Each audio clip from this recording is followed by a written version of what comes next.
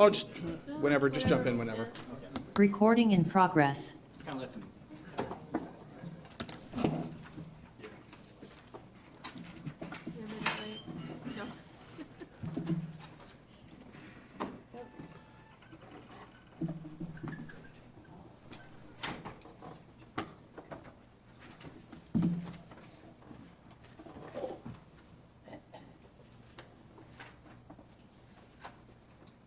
Boy, watch pot never boils. What time is it? 4:59. 4:59. It's also quiet. Mm-hmm.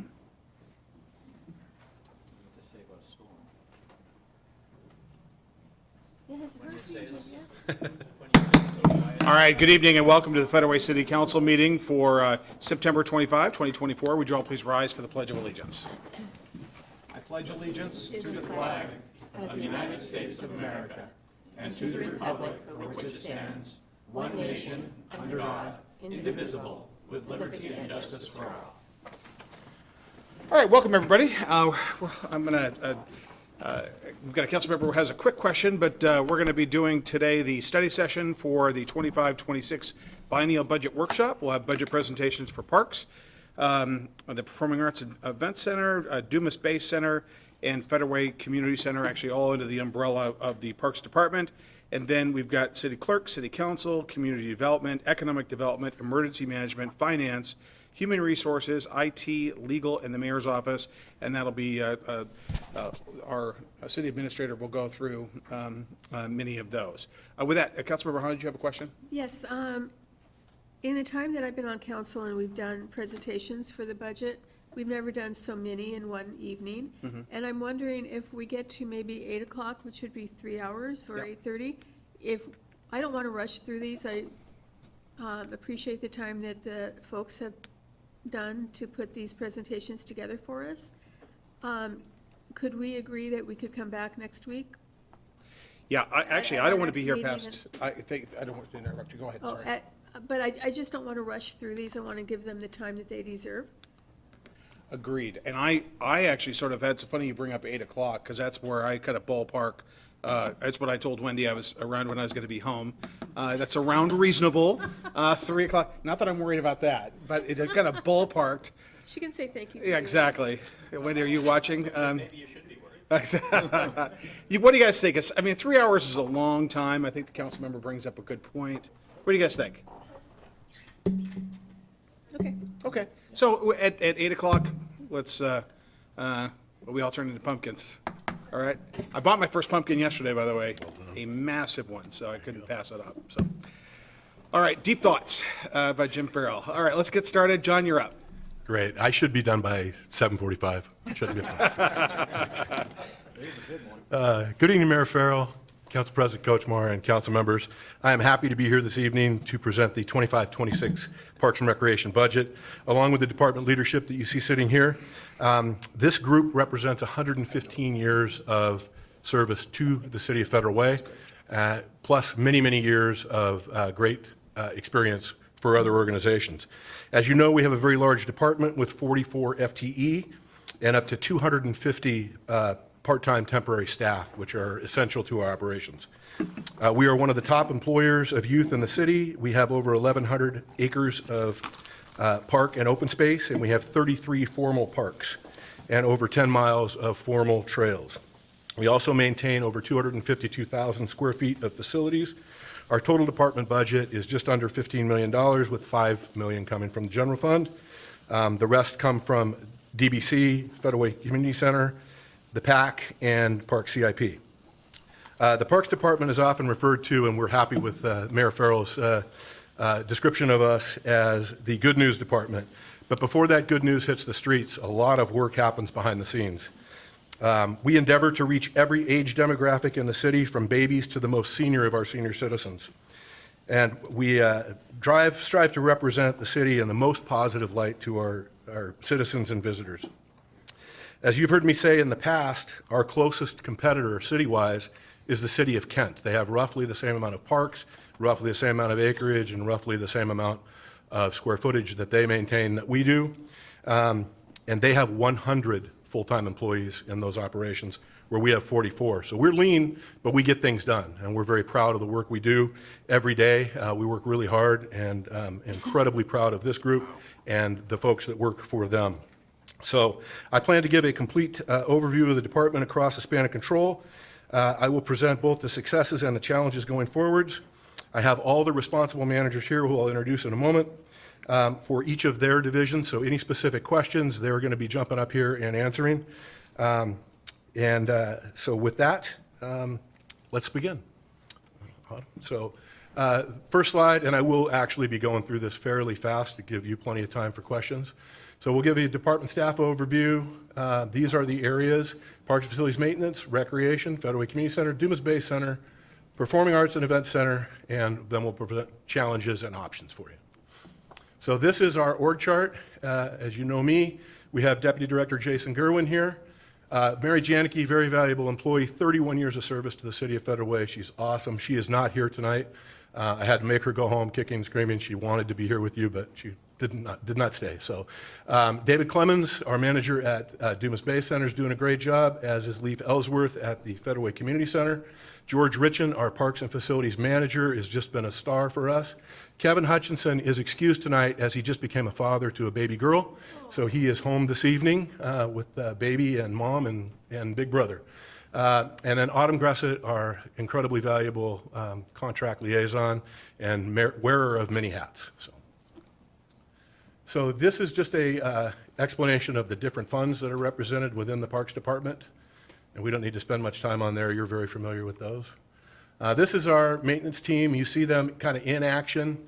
The top left is Gary Neefer at Parks Appreciation Day at Sahali. That is everybody's favorite guy, Ali, in the bottom left, and that is the entire group over at the soon-to-be-gone maintenance shop. So some of the things that Parks Maintenance does, obviously every day, is preventative maintenance, corrective maintenance, and reactive maintenance. We spend far too much time on the second two of those, unfortunately, but that's kind of the way of the world right now. We maintain asset integrity. We inspect and maintain for compliance. We support recreation programming. We manage and maintain all city buildings, and there are many, and community outreach and engagement through volunteer events, and we'll speak more about that in a moment.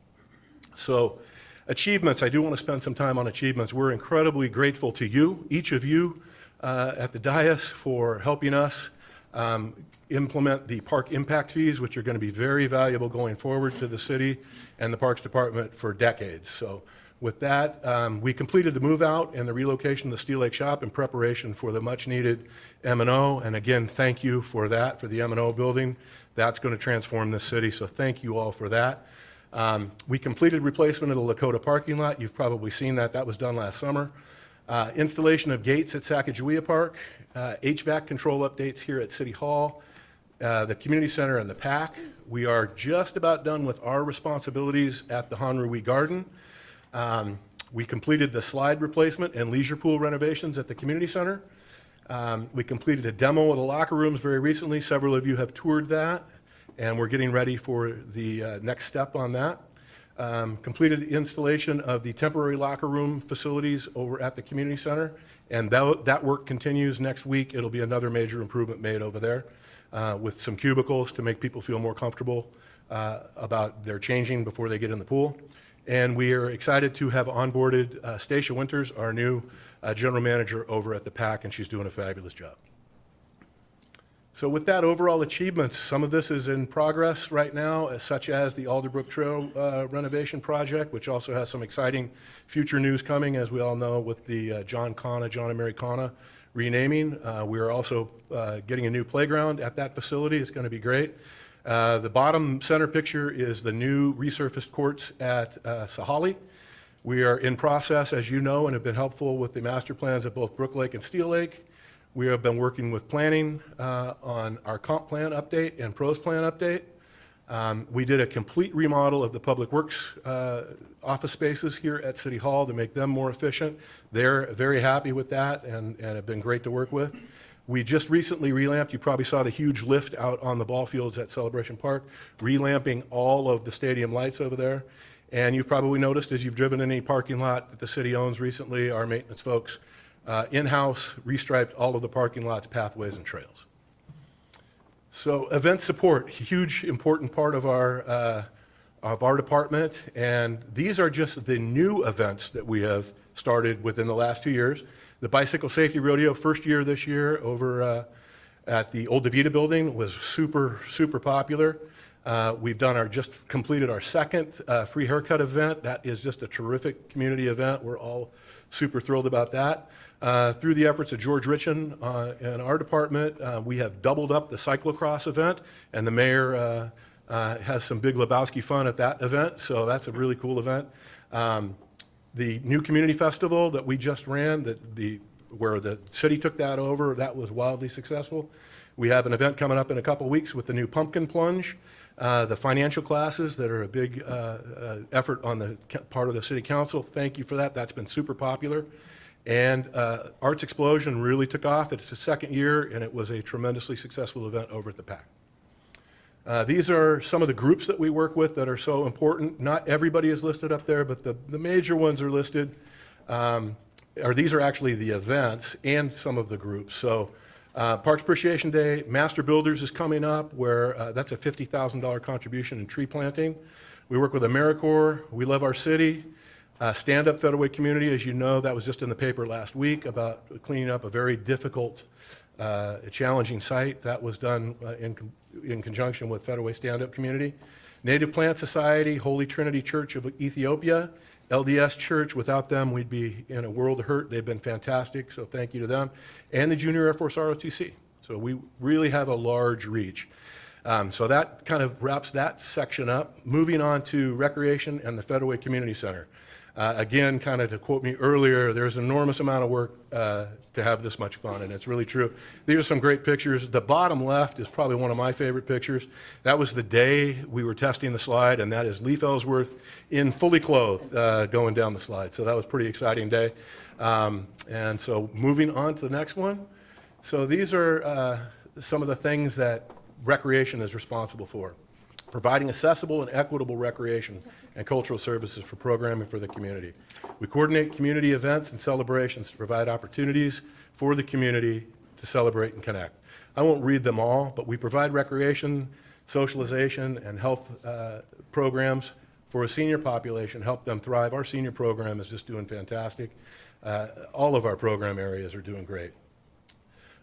This is an exciting page for all of us. So one of the things that has been done is we were able to hire a terrific graphics coordinator. Allie is just a star. She's super creative and super efficient. And so part of her work and our work as a department was to implement a comprehensive curriculum into define diversity, equity, inclusion, and access. So the community center has been a leader in that in recreation, and we're very proud of that work. And then the little guy you see there is our new mascot, and that is Doug E. Fir.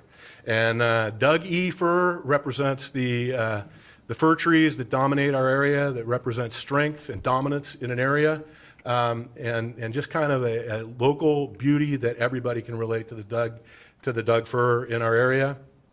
This has been something that you've seen rolled out. You'll see him on all of our promotional materials going forward. He is very cool, and we may actually someday have a mascot costume for him, and he may have a friend coming along with him at some point in the future. So one of the things that we did with graphics and marketing is we transitioned our Parks and Recreation guide, our catalog, to a digital format, and it's been wildly successful. We still print a few, but not nearly the amount we did. This really cut down on our printing and mailing costs, and most people are getting really used to being online, and they're happier with it, and it works much better. We've also done some other things by launching an app at the community center that's been super popular, and people are really enjoying that. And the work has already paid off because we saved some of that money we saved, we redirected toward targeted marketing, and really have increased our registrations and attendance. And we're very happy with that because people are saying, we asked them directly, where'd you hear about it? I heard about it on social media. That's where they're hearing about it. Young people with families are not going to older traditional styles. They are going to social media, and we can target them directly. So, inclusive recreation, one of the things that's near and dear to, I think, all of our hearts in this room. We are an absolute leader. We have the largest inclusion program around, including Seattle. That's a pretty impressive statement for Federal Way to have a better and bigger inclusion program than Seattle. And we're very proud of that. We have had a run of phenomenal staff in that program. The only reason they ever leave us is to promote. Our two-in coordinators ago is now the director of Parks and Recreation at City of Olympia, Paul Simmons. And Kevin Hutchinson just promoted into the management position, and our new person, Sabrina Bates, is just the next superstar in that run. She's doing great. But as you can see, we've expanded. We have a larger reach now into this population, and we couldn't be happier with the results that we're seeing. A next area of real pride for us is our senior programs. David Schmidt has been a star for almost 20 full years with the City of Federal Way. He started as an intern with me many years ago and has just done a great deal. He has done so many things, and in conjunction also with council and the senior commission, they've just recently started a new senior lunch program over at the community center. It's been really well attended, and I think there's a new reach into a whole nother senior group that we weren't seeing. To give you an idea of a senior trip that Dave just took with the senior group, he literally took a trip to Boston with many seniors from two cities. We do a partnership with Auburn. They attended a Boston Red Sox game at Fenway Park. They attended the Seahawks game at Foxborough Stadium to see the Seahawks and the Patriots. And several chose to go to the Pearl Jam concert, which surprised me that a bunch of seniors wanted to go see Pearl Jam. And Dave reminded me that Eddie Vedder is actually 60 years old. So I went, okay, that's a perfect world. So with that, we are just doing great work in seniors. We're thrilled with every aspect of our senior program and can't wait to get even bigger. So, next slide. I'm Another going to be one thinking of- for days about Eddie Vedder. You know that, right? What's that? I'm going to be for days. That's going to be on my mind. Oh, absolutely, yes. Vedder 60. Yeah, exactly. Yeah, it kind of hurt me a little bit, realize I'm older than Eddie. So with that, community recreation, our day camp program is really something to be proud of. It's huge, and it just keeps getting better every year. The mayor's son was in that many years ago. Now he's about to graduate from high school. My daughters were both camp counselors over there. It is just a tremendous program. As you know, those of you who are in the community center in the summer months, you see them, but they don't bother you because it's quite the choreography to keep that many kids in that building engaged without bothering the membership too much. So we're very proud of that. One of the new things they added with this day camp and leader training program, that's a two-pronged deal. Number one, it really helps those kids get ready for a leadership challenge that's coming up, and it helps us build future staff. So it is just a tremendous program.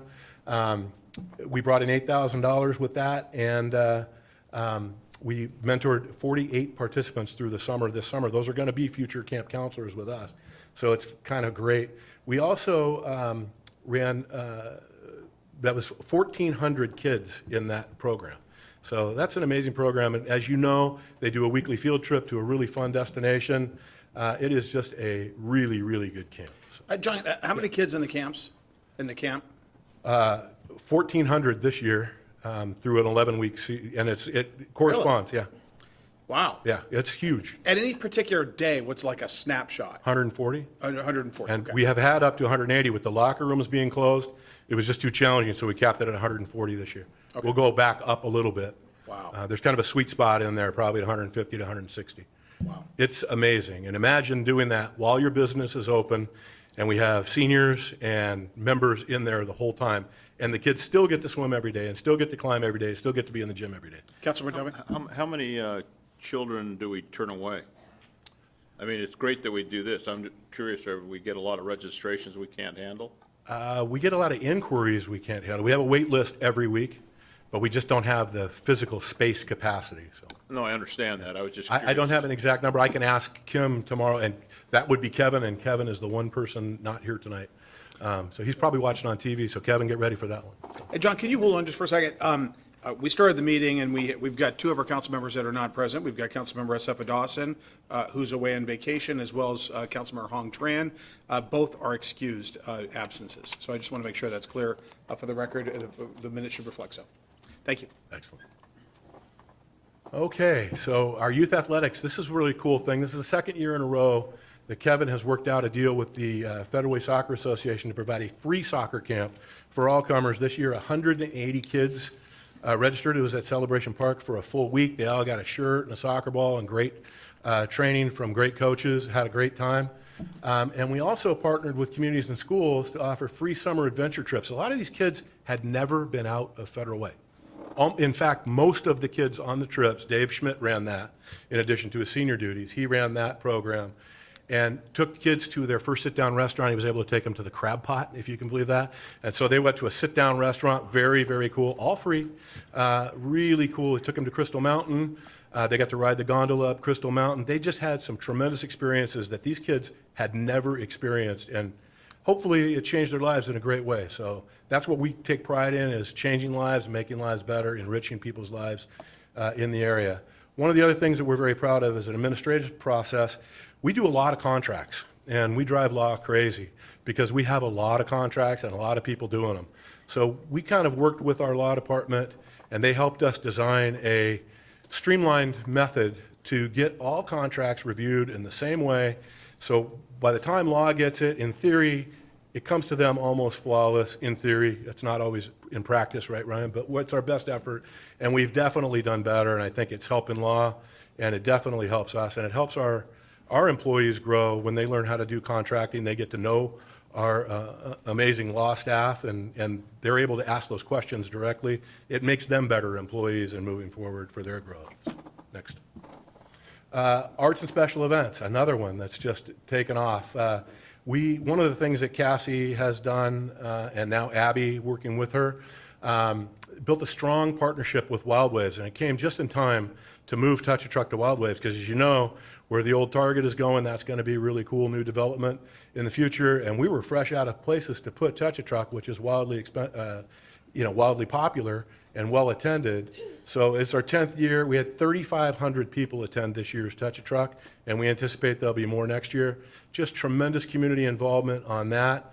And Wild Waves has the perfect setup, and it worked out as in a perfect partnership. Everybody wins. And Wild Waves was very happy because they were able to promote some of their summer pass sales at that event, where we brought them 3,500 people for our event. So it was really a win-win. They don't charge us for that. They're fabulous partners to work with. And we're incredibly proud of the Arts Explosion second annual. It was just a great event. I know that Karen Brigado and others have come to you, and you all went to it, I believe. You saw it was very successful. We were very happy with how that came out.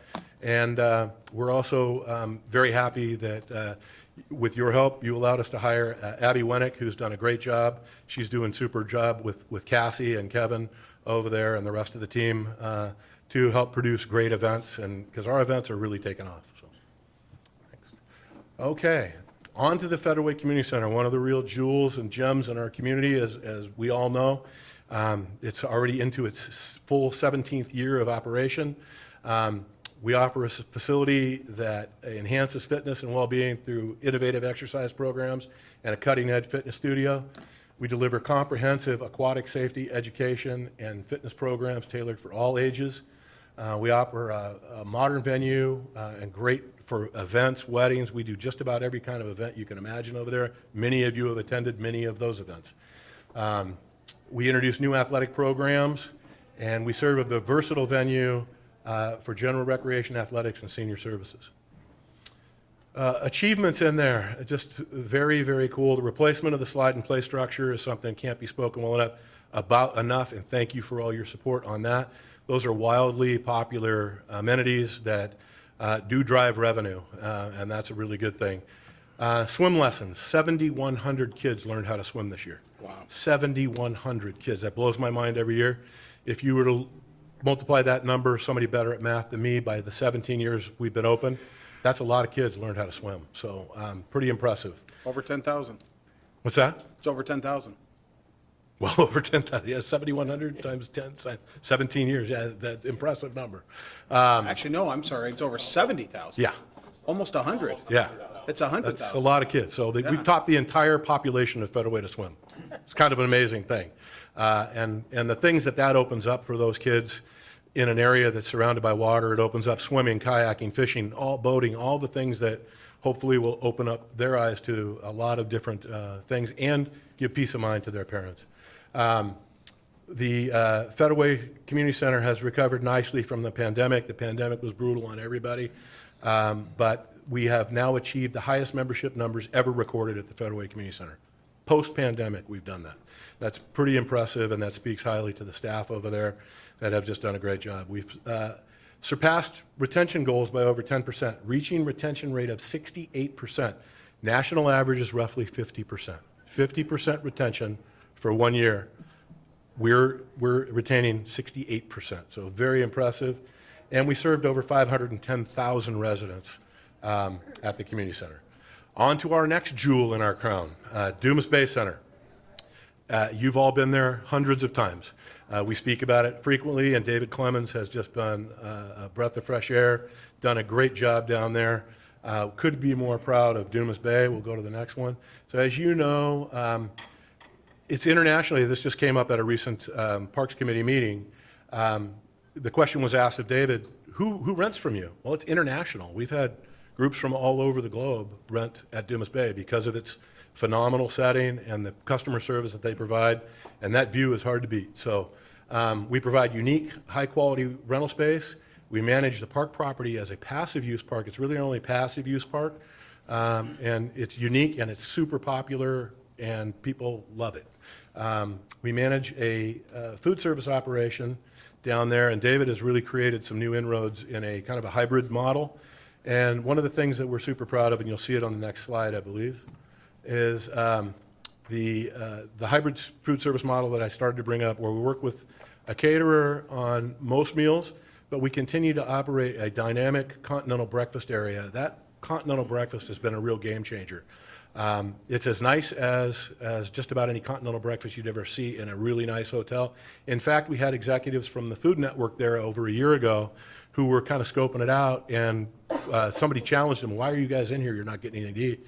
And somebody finally told their story that they didn't want told, that they were executives from the Food Network who were studying it because they were so impressed by it. So, and they were part of a different conference, not a Food Network conference, but a different conference, but they were impressed with that, and we were very impressed with that. By the way, that was done in-house. We built that continental breakfast area out of a formerly very small, underused conference room. So we've done a soft rebrand. It is just doing fantastic down there. Davey is incredibly busy.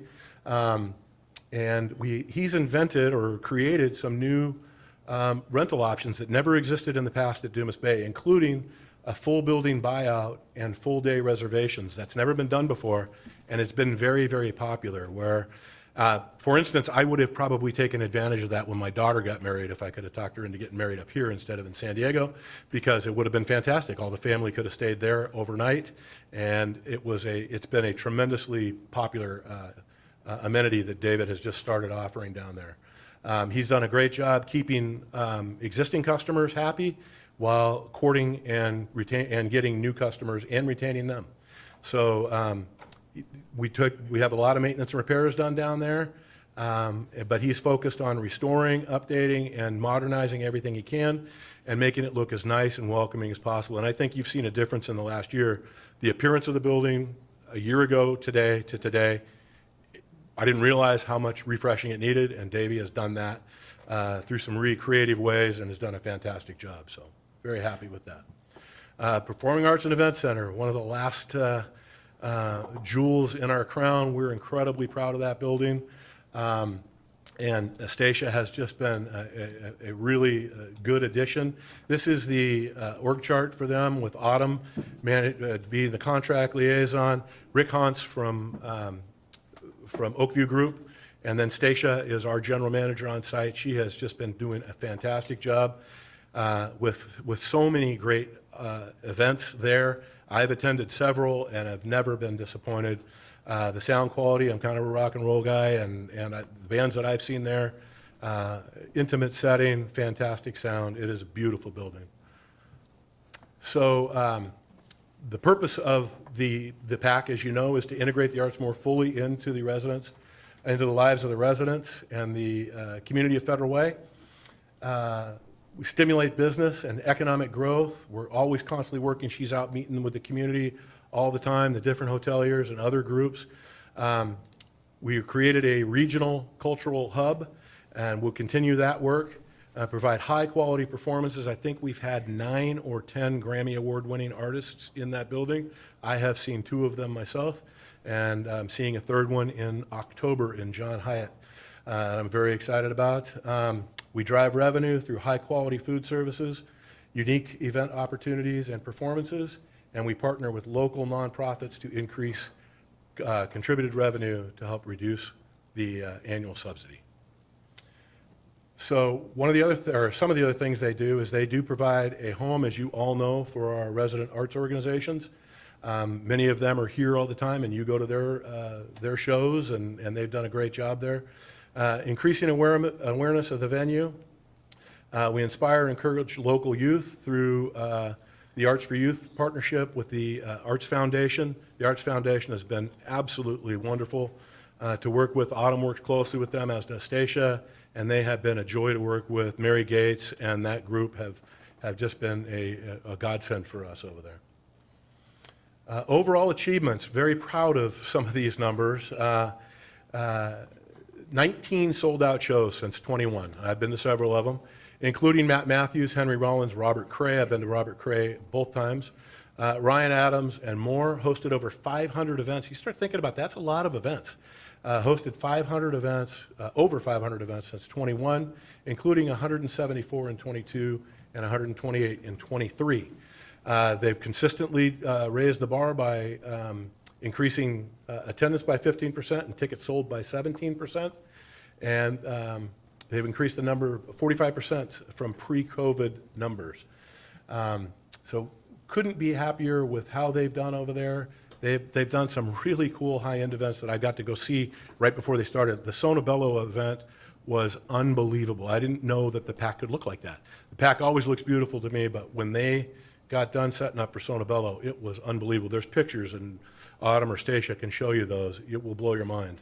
Again, the Arts for Youth program has been fantastic. That brought students back to the theater for the first time since 19. The pandemic was obviously rough on the PAC, as it was on the community center in Dumas Bay and everybody else that deals with people for a living. So they hosted a series of free events and commissioned a mural in the talent hallway to celebrate the 5-year anniversary a couple years ago.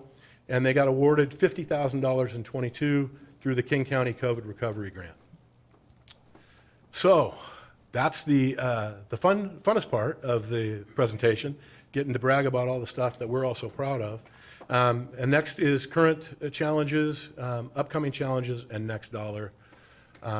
So with maintenance challenges across the board, staffing challenges are a challenge for everybody in a competitive market. We're not unique in that area.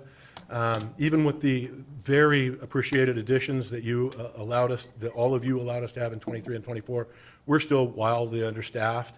But we're doing a good job. We're doing the best we possibly can, and always needing more help if we can get it. Inflationary impacts are real. They're happening, and we're all feeling it every day, just in all parts of our life, including work. So inadequate maintenance staffing and resources to keep up with aging infrastructure, and deferred maintenance, even after the additions of 23 and 24, as I mentioned. There are real impacts of climate change. You can see that every time you go to Celebration Park. If you look at the cedar trees that are dying, that's a direct result of drought.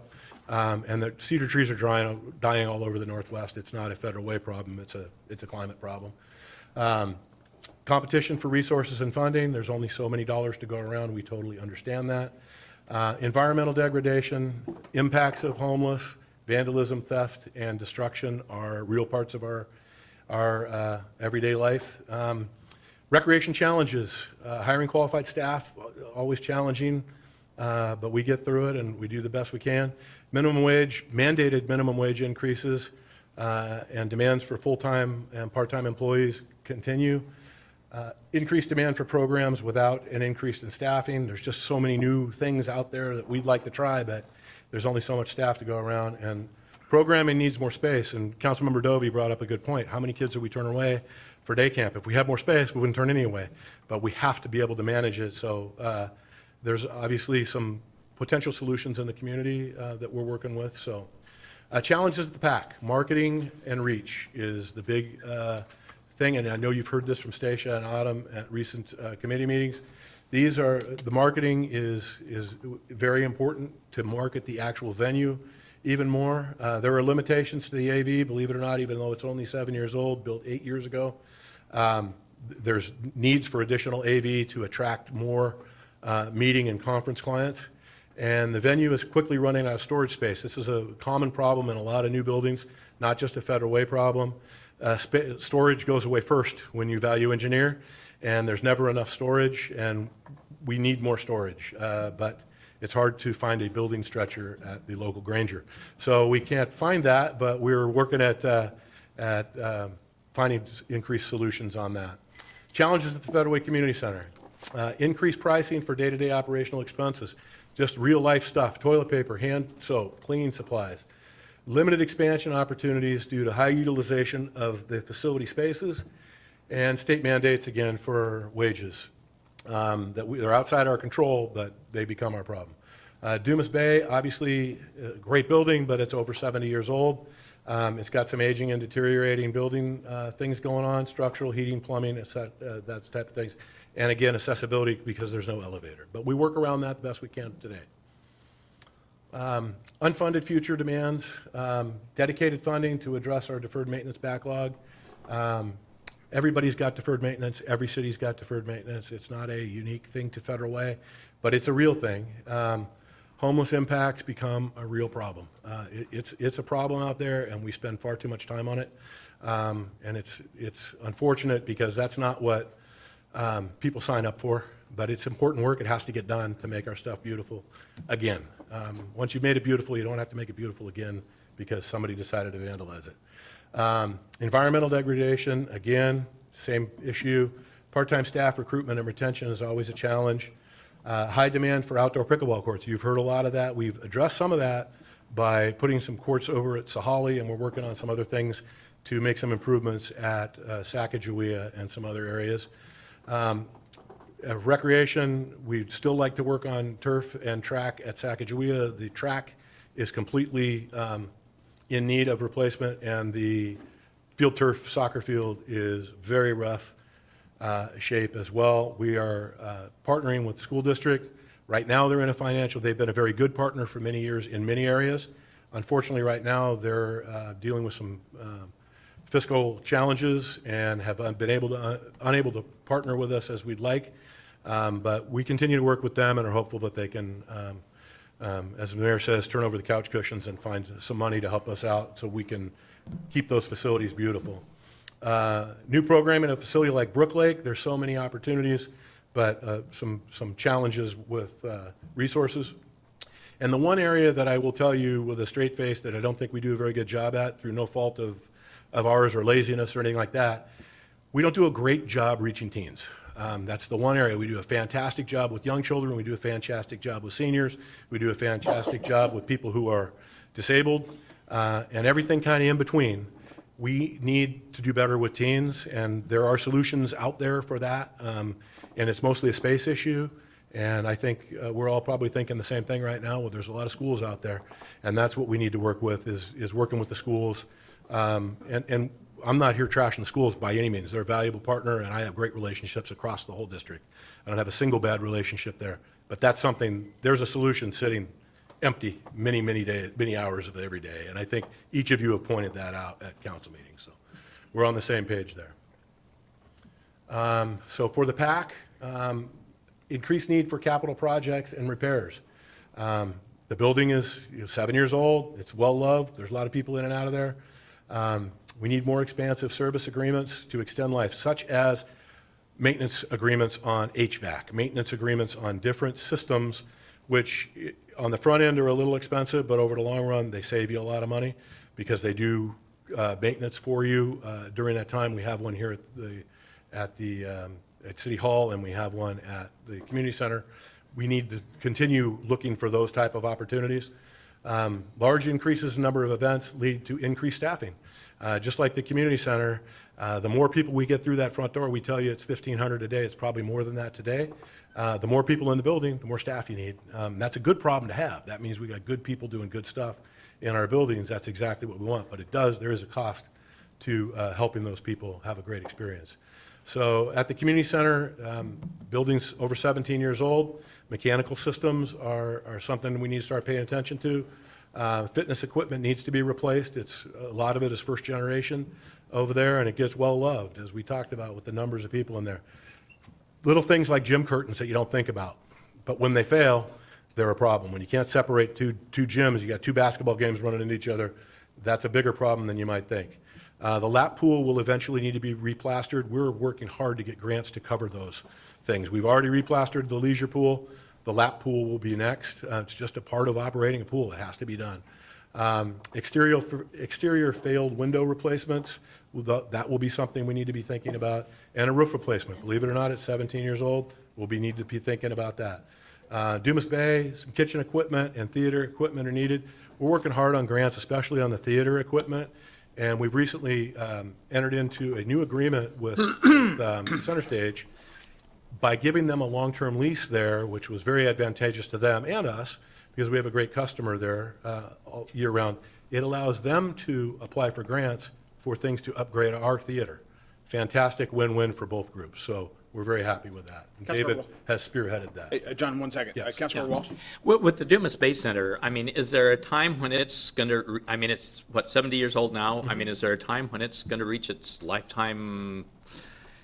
Is it going to expire eventually, I guess is what I'm saying? And what, I mean, it won't last forever.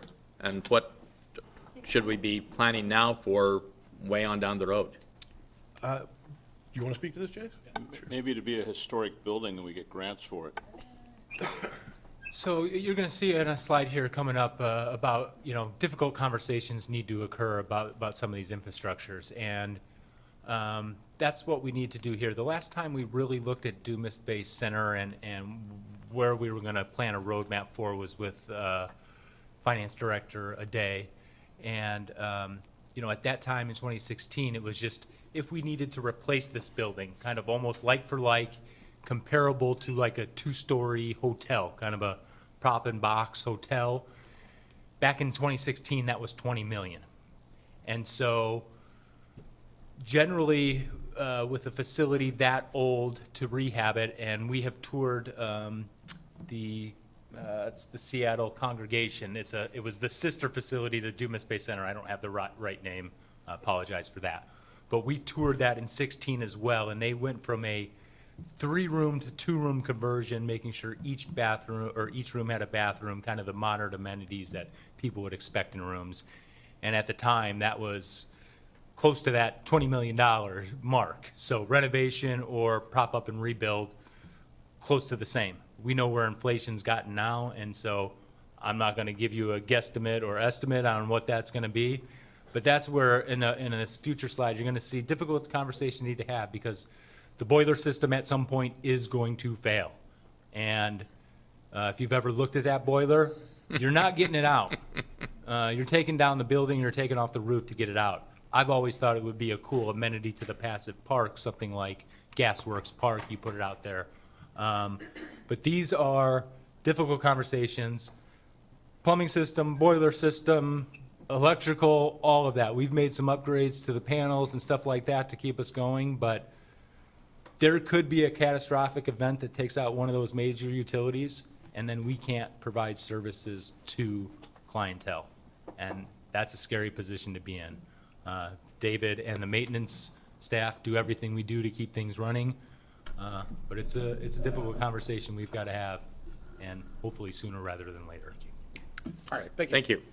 Okay, I have a quick question to follow up on that one. Councilor McMahon. Just out of curiosity, you made the comment about if we did have a catastrophic, are we self-insured on that building, or do we have insurance for that these buildings?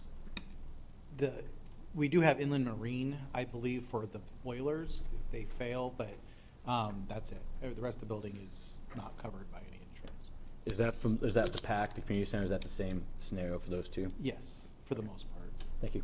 Well, it depends, actually. Each building has its own circumstance, but we do have insurance for some of the losses that might happen. Depends. All right, Councilor Honda? Thank you. So with Dumas Bay, you mentioned that the sister building up north that you went to visit, and I drove through there years ago too, after they had remodeled it, or, they fixed it up. I'm sorry, I missed that last part. I drove through there and looked at it after, they spent some money and fixed it up. and correct. turned it into a pretty cool facility. Yeah, absolutely. Like I say, that's where they went from, they took 3 rooms and turned each of the 3 rooms into 2, which has allowed all that modern, a bathroom in each. Yeah, and they have a room. recording studio in there that people come from Los Absolutely. Angeles to record. We could also do that at Dumas Bay if we had the money. If we named Dumas Bay a historical building, we could apply for money,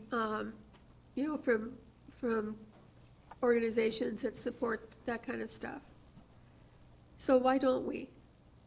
Is there a reason that we're not applying for that building to be a historical landmark? I think landmark status is fantastic.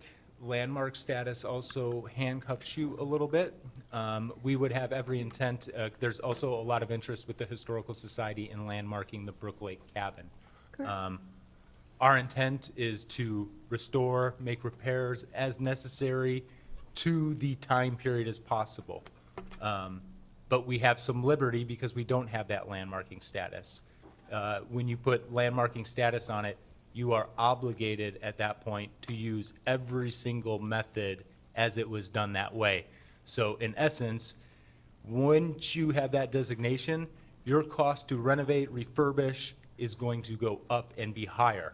Now, if you make those renovations and keep in mind and do things to that method, but it gives you a little leeway without jeopardizing your landmark status, gives you that flexibility and gives you the ability to keep some costs down where you don't have that once the status is in place. Yes, it allows you to apply for grants, but the grants, in my observations, are not going to be enough to hit the dollar threshold we're going to need to do that work. And additionally, you generally need matches on those grants. And so, let's just say we're going to do a $20 million renovation in a Dumas Bay Center. If we get a $10 million grant, which there aren't many $10 million grants out there, maybe 1 or 2 here and there, 1 or 2 million here or there, we've still got obligations towards that. And so, to me, let's do the intent and rebuild, repair, renovate these to those methods and keep all that in mind, but let's not hamstring ourselves with the designation first. As a graduate of Stadium High School in Tacoma, that's 120-some years old, that has been recently updated, and I know it took like 10 years to do that. But there's value in maintaining your older buildings, and Federal Way doesn't have a lot of historical landmarks. We have one, but we really don't have very many possibilities of even naming different properties historical landmarks. So I think it's to our, I think it would be to our benefit to try to do more of that kind of work, because Federal Way has a great history. And a lot of people don't realize how long Federal Way has been here and what our history is.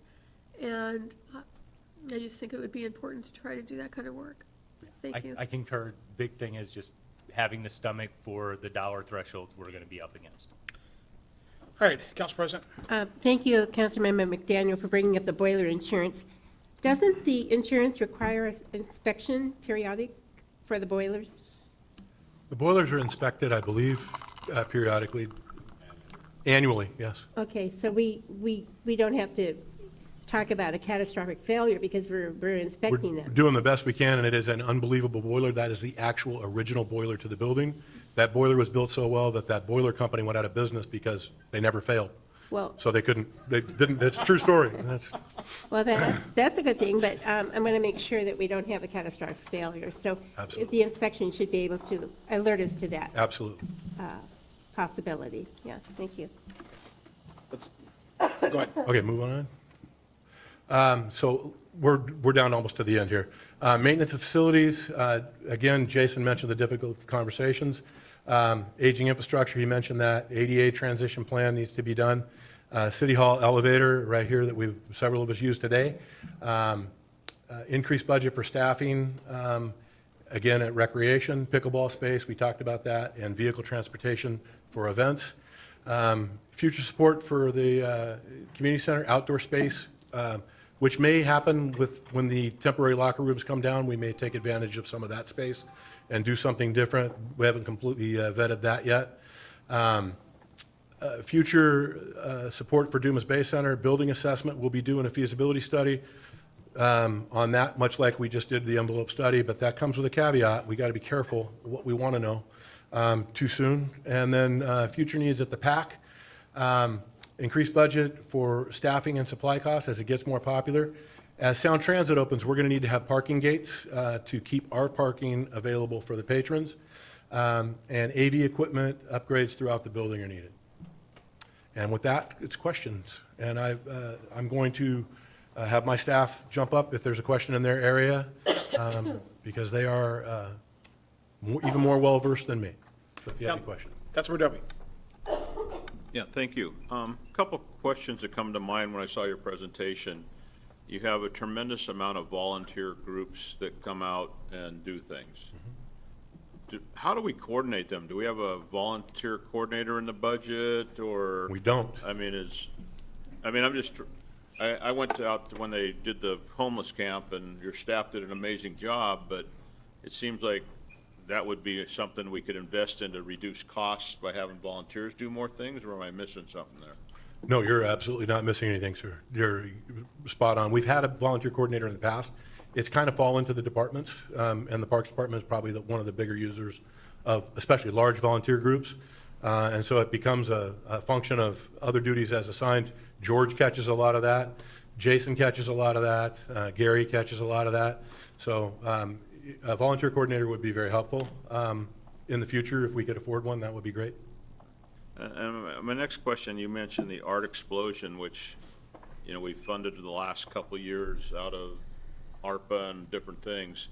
And I don't see that we're funding that anywhere this year. I haven't, well, as I read through it, I don't see it specific. But how would you continue doing that if we haven't funded it, or what's that look like? Or have we, is it in the budget?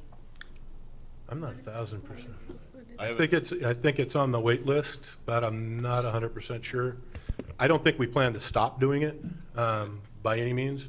So the discussions will be happening fairly soon between Recreation and the PAC and how we go about doing Arts Commission. Probably subject to a budget amendment, I would imagine. Well, I'm not suggesting that we should, I'm not advocating one way or the other. I just know that for the last couple of years, a lot of people come forward. They've had two Yep. successful programs. It's on the list, and I didn't see it anywhere in here as a recommendation. Councilmember Dovey, Kiwanis helped fund it this year. The What's that? Kiwanis- The Kiwanis Club helped fund it this year. The Kiwanis? Yep. They're gonna fund it? They helped fund it. And then Well- they use the facility, right? Yeah. For I mean, they helped, which is great, but it's probably a lot more than the Kiwanis budget. We waived the fee, did we not, for the PAC? We waived the fee from the PAC budget, so there's no rental fee. Right. And I believe Kiwanis covered the rest of budget. Of course, it's not on Arts Commission planning it, but I believe Kiwanis covered all the other hard expenses for staffing and stuff. So how much do you think over the, Stacia, would you mind coming to the podium? And then Steve, I'm going to turn it over to you here in a second. You don't have anything on this? Oh, okay, Brian? Tanya's got to answer on the arts explosion. Okay, hold on that, Stacia. How much, what was the value of the waived rental fee, if you The ballpark? waived rental fee, they're there for 3 days, so that's about $9,000 by Okay. itself. All right. And we can accomplish, we could, by waiving the fee, how do you manage that in your budget?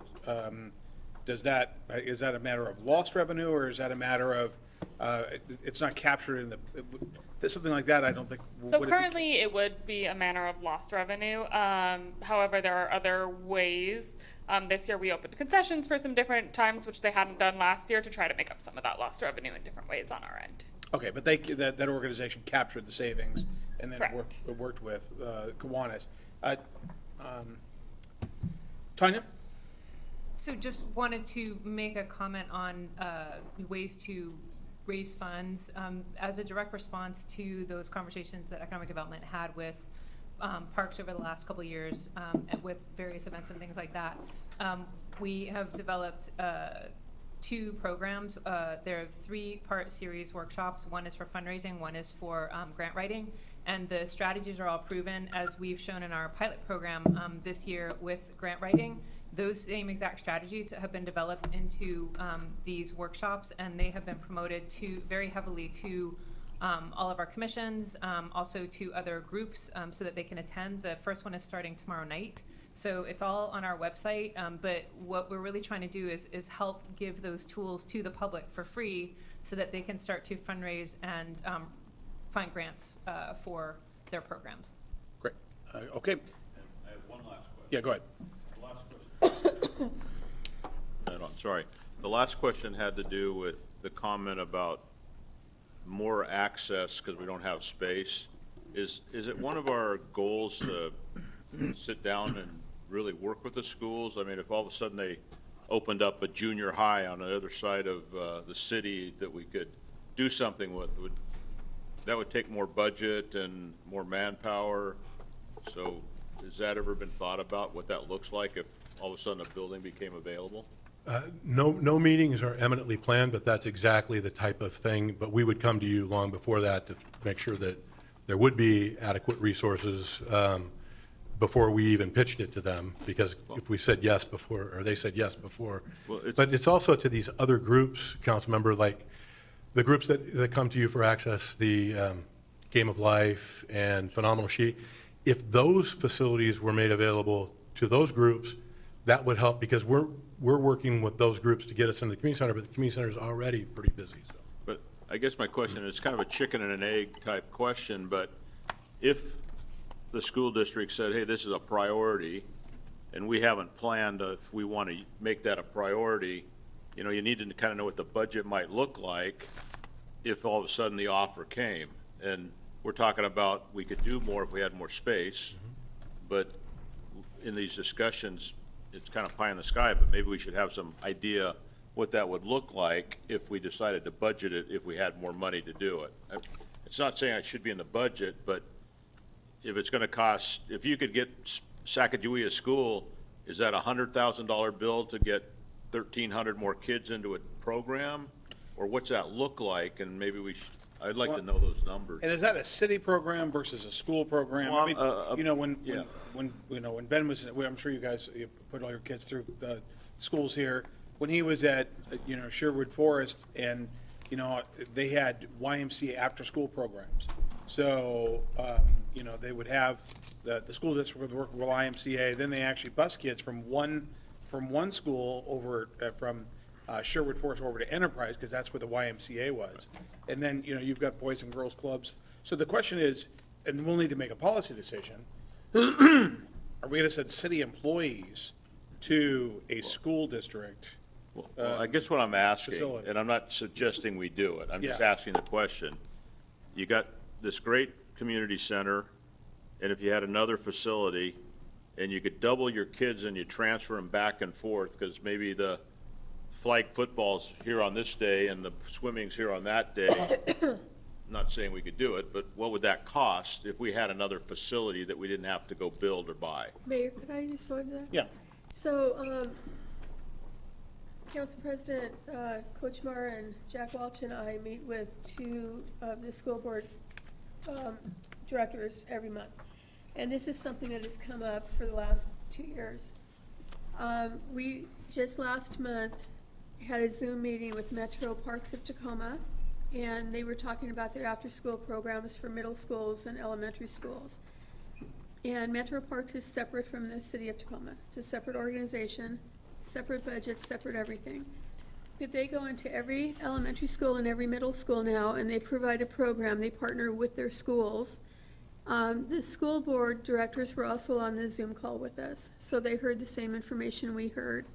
And it is something that we are talking about as to how we can get, as one of the Metro Parks employees said, every school should be a community center. Because in reality, they are. And I know that there's a cost issue with the schools in holding programs after school.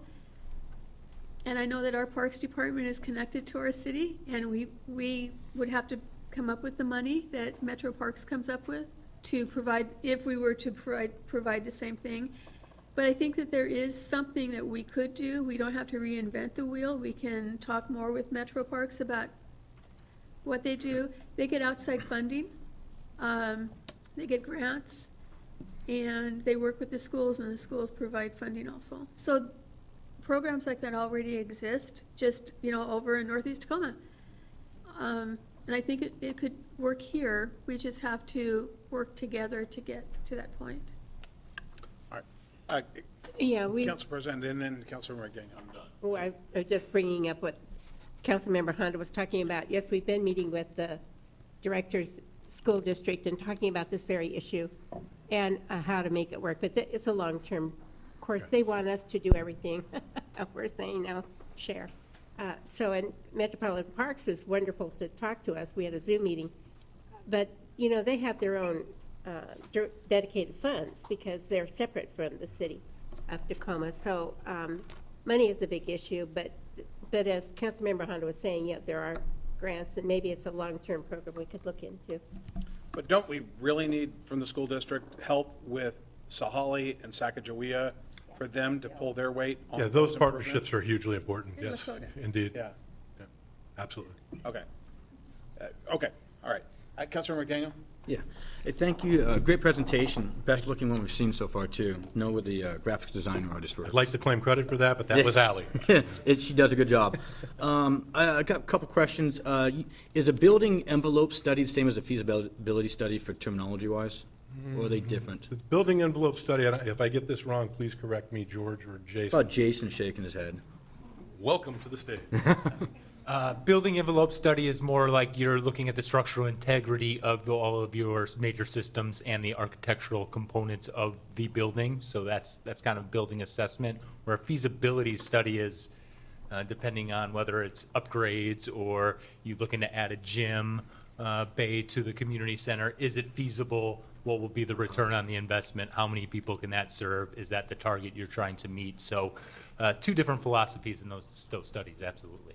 Okay, so my question is, because one of these things that we were talking about is how many buildings we own and all that stuff. The community center, the city hall, the PAC, and Dumas Bay, have we done, I know we did a building envelope on the community center. Have we done any of the other studies for the other three buildings? We have not done any others yet. We're just hoping to get the results on the community center. And these building assessments are a double-edged sword because we want to know the current conditions. We want to assess those. But as soon as you identify a problem or something that's wrong, we have an obligation to fix it. So there's a legal tie-in at that point? Absolutely. And so that's where I said, use that analogy of double-edged sword, is we want to know, and we want to know that whole basket of problems we've got to deal with. But we also know that we don't have the purse to, pay for all those problems that are in the basket. And so, we're working with you guys as policymakers to help us judge and meter out the timeliness and the progression of doing all those building envelope studies. Is there a ballpark figure for the envelopes, or are they just, depending on the building, it's completely different? It's all building dependent. They all have different heating systems and electrical systems and roofs of different status and ages and eras. And so, yeah, it's really independent based on specific facilities, what the cost is. Okay, thank you. The next question I had is on roofs. I know we were talking about doing City Hall. We even talked about it last night a little bit, and I want to say it was actually, if it wasn't ARPA, it was the windfall we had from the financial investment. It's one of the two. I couldn't remember which one it was. But do we know what the price is yet for the City Hall or for the community center, or is that part of the study that's going on for the community center? So we're kind of at a sticking point, and we've been working with the mayor and city administrator on trying to figure out the right path. But if you want, I can give you a pretty decent recap on the City Hall roof, if you want that now, or Yeah, would you, another time. please? Yeah. No time like the present. And so the current challenge is we don't have enough budget or allocation to complete the roof at City Hall. We're allocated To replace it, right? Or Well, just even to, we're looking at all available options because we want to do what's cost effective, but also effective to maintain this building integrity and the asset integrity of this entire building. And so we're not fixated on one method or the other. I think I'm starting to lean one way, or we're starting to lean one way because of the data we're seeing. But our allocation for the roof was $500,000. That came from savings from other projects and investment profits is where that was came from. And so we started our work. We try to leverage contracts, purchasing agreements that we have within the city. And so our first look was to KCDA, King County Directors Authority. They bid pretty much everything underneath the sun, and it gives us a little bit of a competitive advantage and saves us time and process. KCDA only has one roofing company on their list, and that company is Tremco. Tremco came out here, gave us a quote. Tremco does not do complete re-roofings, they do roof coatings.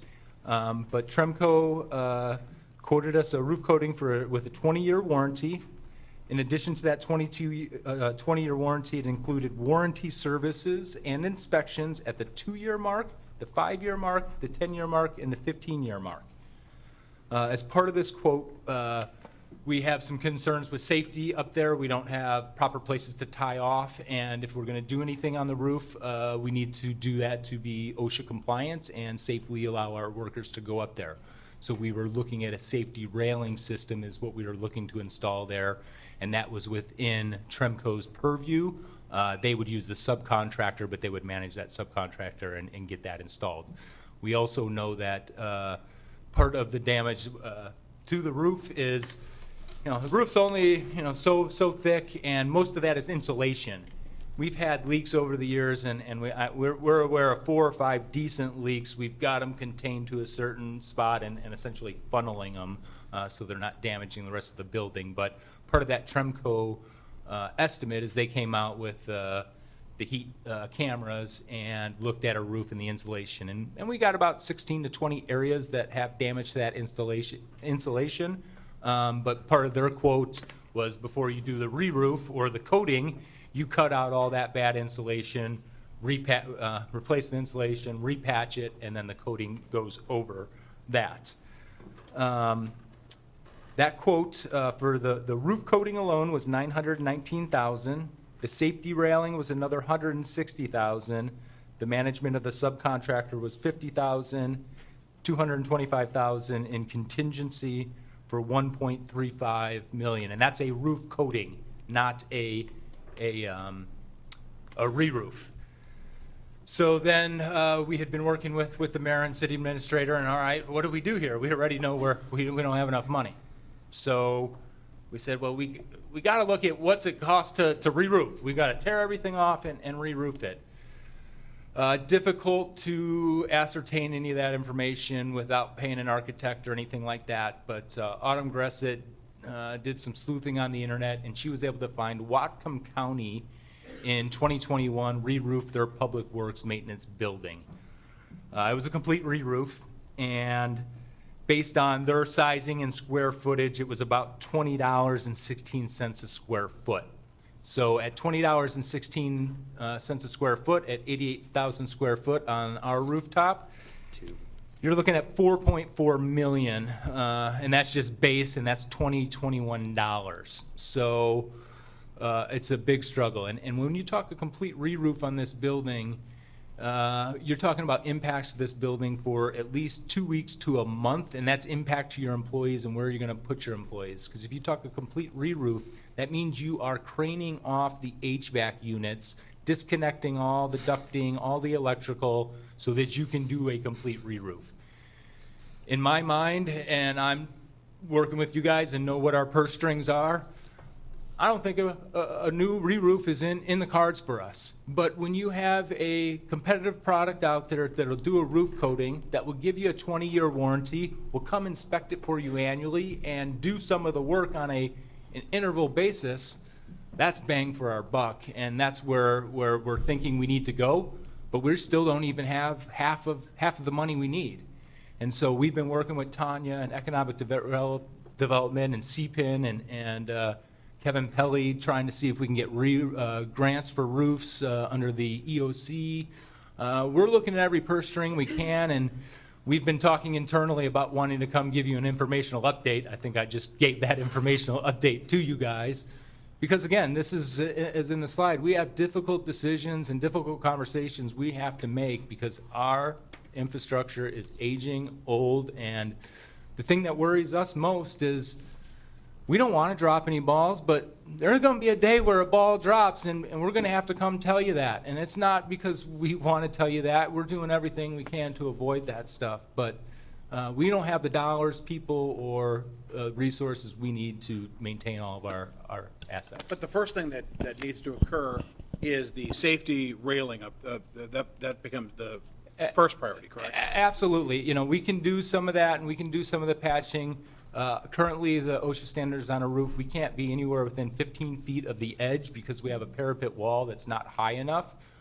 We can walk to the HVAC units and some stuff like that, but we also have some new facility staff, and they're not as comfortable or used to going up there, and you don't want somebody that's a nervous Nelly on a roof and at that height, and you want them safely tied in, and we have an obligation to our staff to keep them safe.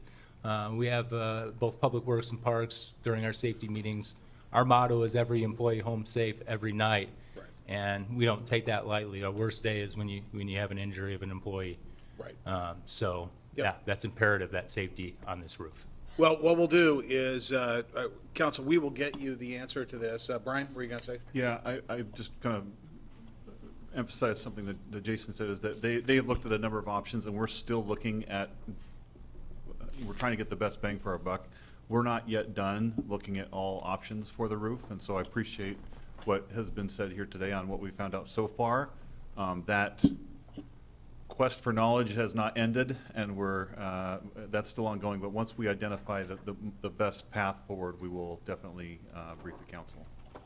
But we appreciate the past action by the council for at least allocating the 500,000, so that we can at least have that set aside, and then we can have a discussion in the future if in fact we do need more, which is likely. All right, Councilor McDaniel, and then Councilor yeah. I had a question about the roof. Okay. If that's okay. Go ahead. Go for it. You talked, if we were to do the resurfacing or the recoding of the roof with the 4 inspections that they offer, if they saw something that needed to be fixed in one of those inspections, are we mandated to fix what they say needs to be fixed? So you're saying we do this roof coating, and then at like the 2-year interval, they notice an imperfection or Right. something wrong. And so at that point, it's going to get down to what's the fine print say, and we're going to go knock on Ryan Call's door on a certain extent. But most likely, there would be some portion of it's covered, some portion of it may be prorated, and maybe a little bit of us. And so Okay. I haven't delved into understanding that warranty in depth because we don't necessarily know if we're going to go with that product, but that's something we would explore and try to understand better before we totally went that direction. All right, thank you. Councilor McDaniel? Yeah. My next question is, Dobie had mentioned it early. Is there any funding that comes out of your guys' operation for any of the commissions? Because I thought maybe the arts was, but it sounds like that one's not. Is there any other commissions? I know some that go into community development, but I was just wondering if any of you guys' budget is used for any of the commissions at the moment. The Parks Department supports with staff commissions. Yeah. So we staff the Arts Commission, we staff the Parks Commission, we staff the Youth Commission. Other departments staff other commissions. So we provide lots of staff Yeah. for those and associated meeting materials and things like that. Okay, I was just looking to see if there's any events that you guys had to pay for cover underneath you guys, but it sounds like it's mostly staffing and then supplies. That's correct. Okay, thank you. I've got a few more questions real quick. Federal Way Community Center, you said minimum wage. To be honest, I don't even know what it is right now. What did it go up to? $16.28 an hour. You wouldn't know. And is that the 1628? Okay. And is that, Every January 1. gotcha. Is that what the front staff is, or is that just the summer crews that come on? That's where they would have to start. Okay. If we keep them, we try to increase them to keep them incentivized to stay with us and not lose their institutional knowledge. It takes a long time to get a front desk person ready to roll, and if you can get them to stay, paying them an extra 50 cents an hour or $1 an hour is money well spent because they're better staff with experience. Gotcha. All right, next question I have is I'm going to jump over to Dumas Bay. It shows that we use an average daily use per year about 250 days. Is that a pretty accurate? Thanks for the question, Councilmember McDaniel. I was going off of our last 2 years of average usage, and that's what I was using to base that number on. Is that pretty comfortable you feeling then that moving forward? Or I only have those 2 years to base it off of, so that's all I know. Right. I would appreciate that you guys had some information I could dig into. The other questions I had is on some of the budget for that one. Let's go back a step, hold that thought, because I want to make sure we do what you ask. So are you asking what are you asking about? The one I just asked. Yeah, what exactly is that? It shows like days of usage. I'm just seeing like how much usage these buildings can actually even have. So do you want to go back before the 2 years? I mean, no, I think what he's got, the 2 years, I mean, anything before COVID is pretty much, Okay. Almost, So you want useless. to take a look at the past 2 years? no, I'm just asking, because on the book, it shows like the average day usage is 250, so I'm looking to say, okay, if we looked at these assets, what is the maximum revenue stream they could actually generate? And it would be based off how many days of usage. Right. So at 250, I'm just trying to understand like how much usage that building has. So is there a current ask for him to look for something? No, Okay. not on that, not on that. The ask I have is on the numbers that are in here for the next part. Got it, thanks. The question I had was, we had, let me pull it up real quick. Give me 1 second. Demas Bay. Page 200. My questions would be on the, not the funding mechanism, not funding mechanism, but some of the expenses that increased, and then what, let me see, actually. Yeah, so salary and wages had a 115% increase. Is that just step increases that have kicked in, or is there, I didn't see an additional employee, so I was just wondering. No, the that big wouldn't be jump. a step increase.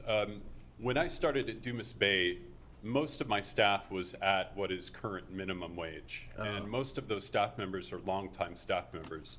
I have increased their wages to make it more competitive and to give them more of a financial advantage over the people that I'm bringing on currently at that wage. We also are busier than we've been, so I have definitely increased staffing to accommodate our level of business. Does part-time staffing get stuck underneath of the salaries and wages then? Salaries and wages should be compartmentalized to full-time and part-time. Okay. And I'm not sure without looking at what you're looking at, I could delineate it for you. Yeah, it was just the, it was such a big jump, and I didn't see any increase in employees, but if it was raises and then part-times included in that, it just gives me some logical reasonings why. It definitely has to be part-time staff included in that number, would be my guess. Okay. Yeah. And then the second part was the increase in the service area. It was the biggest increase you had. Is that for the food, the prepaying of the food? Yes, what you're likely seeing there is the inclusion of the catering fees that are included, which would have been abnormal for DBC operations prior. But I would also say that in general, inflation is causing most of our product purchasing to increase. Okay. That was the only questions I had on that one. Thank you. My last one's about the PAC. PAC, and on that one, let me pull up the page so I can give it to you guys. It is on page, where is it? Second. Okay, it's on page 180. And on this one, I believe the daily usage is about 150. Would you say that's probably accurate for the PAC, that we can get about 150 days of true usage? So those are event specific. Our actual usage days in 2022 was 172 and 184 in 2023. And we're tracking to beat that this year. Awesome, thank you. And then my question is the big increase in ticket sales. It went from an average of like 1.4 in 2023, and we're looking at trying to do pretty much 2 million for the next 2 years. Is that, I'm just looking for realistic numbers. Is that something you feel comfortable that that is a realistic number to go off of? It is, I will say it's a high goal, and that's to drive not only my booking, but also the booking of my staff and of the promoters that we work with, to push, of course, ticket sales, but also the number of high-quality shows that we're bringing that are going to drive more of those 400 to 700 person crowds, while a lot of what we're doing right now is the 1 to 200 person crowds, so. So the focus would be on those larger crowds, which is going to do the ticket increase? Correct, yep. Okay, that makes sense. And then the last question I have is actually on the expense. The expense had a pretty hefty increase of about, not quite, let's say about $1.5 million. That 1.5, what is the additional expenses? It's all stuff underneath the service and charges, so I have no clue Right. on that. So there's a few different things. A couple things is we did add on our partnership sales manager that was indicated in our contract. So that, of course, is a fairly substantial increase, as well as, of course, the minimum wage increases, some of those general wage and inflation. And then also with how it's lumped in, that also includes event expenses. So the more events we're getting, the more that those expenses are going up, but our revenues are also going up, which is why you see our overall operating bottom line is remaining roughly the same, because revenues go up and the expenses go up. Okay, with so it. so a chunk of the expense is going to be employee-based, and the other one is just the more events has and more, like the Correct, food?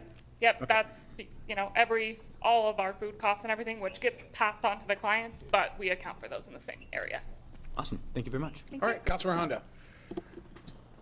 Thank you. I'm just going to start on page 110, which is training and development. Staff development provided a DEAI workshop and training series to all full-time staff at Federal Way Community Center and Recreation to better serve the community. I think that's awesome. I recently watched the Diversity Commission meeting, and that question was asked by a diversity commissioner if staff had DEI training, and the answer was that the staff member that responded wasn't sure. So I would like the commission to know that it does exist, and that staff members are getting DEI training. Yes, we worked with former employee Levi Luft on that, and he came in and did at least 3 trainings with our staff at the Community Center and Recreation during his time here. All right, and Vanessa? You read my mind. Yeah, Councilmember Honda, I just wanted to let you know, I did provide a comprehensive response to that diversity commissioner who had questions about training. Unfortunately, the staff that she asked were not party to the training or involved in the administration of the training, so they just weren't aware and didn't have the information. Good. I know in the past that we've had training for staff, but I just wanted the commission to know that it is happening. Yes, thank you. So thank you, I appreciate that. Great, thank you. Page 112 is on department summary. Under maintenance, there's a 25.9% decrease in the amount of maintenance. Is that because of lack of funding, or there's something that doesn't need to be maintained? You said 119? No, page 112, 112, I'm sorry. under department summary. It's the second line, Code 33X. 33X. And so you're, okay, minus the 33. If you go all the way over to the changes, it's a minus 25.9%. I think that's a combination of inflationary impacts. You're not getting as many maintenance supplies as you want, because that's the 331, 336, 335, yeah. So inflationary impacts, I'd say that's probably our biggest one. I mean, allocation for, I'm just going off the top of my head and what I know of my budget reports, but household supplies, we're about a $15,000 allocation, and I think we're close to 30 or 40,000 expended on that, and that's because our increases in that line item haven't kept pace with inflation, and so at that point, you got to have the toilet paper, you got to have your bathroom service, so we're not buying screws, or we're not repairing that sign because money's going that way, and so we manage to the bottom line, and yeah, it's tough. I mean, a 2x4 used to cost you $296, and you go to Home Depot today and it's about $896 for a 2x4. So what impact would that have on your department? Oh, it's gonna, we have the funds available to us that are allocated to spend, and so we try to maximize our bang for the buck for that, but your dollar is not going, or our city dollar is not going as far as it used to. I've noticed in many of the budgets throughout this book that supplies on almost every department are decreased from previous years, so just something I've noticed. All right, thank you. Can I hold off on that? Sure. I'm gonna hop, Jason, can you explain that to me, maybe a little differently? It went from 4.3 million down to 3.1 for maintenance, like we're not able to do as much maintenance. Is that the one we're looking at? Jason, if I could point out, the original adopted budget was lower, and I think we have had to adjust it up during the current year. We've probably done some budget amendments. Does that help you? I don't know if it does.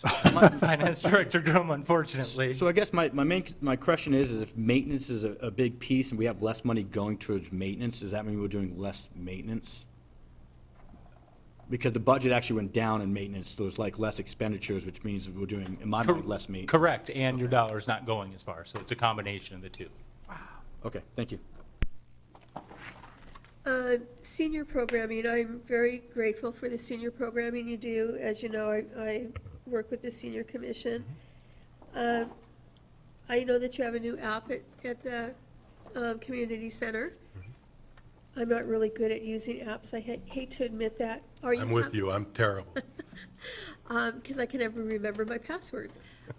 However, are you having any issues with seniors in the app? Not that I've heard. Leaf, have you heard anything coming up from seniors? I've heard it's been popular. We want more people to use it. I think that if there's anything, it's reluctance to Okay. try it. But it appears to be, from everything I've heard, super user-friendly. And we've got people there who will assist anybody that needs help with it. You also talk about, you talked about the luncheon that is once a month now.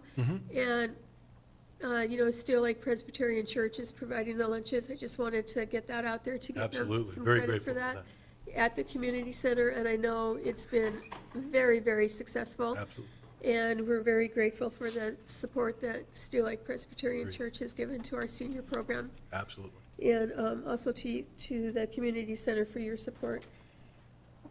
You talked about the kids doing a summer program, kids who hadn't been out of Federal Way before. Who paid for that? That was a partnership with communities and schools. And so Dave and the schools, and I don't know who actually put it together, but it involved a weekly excursion. We provided the transportation and staffing, and they paid. So it was kind of a perfect situation. And he plans events and excursions for a living, and everything that's really pretty fun for a senior trip can be really fun for kids, or many of them can be fun for kids.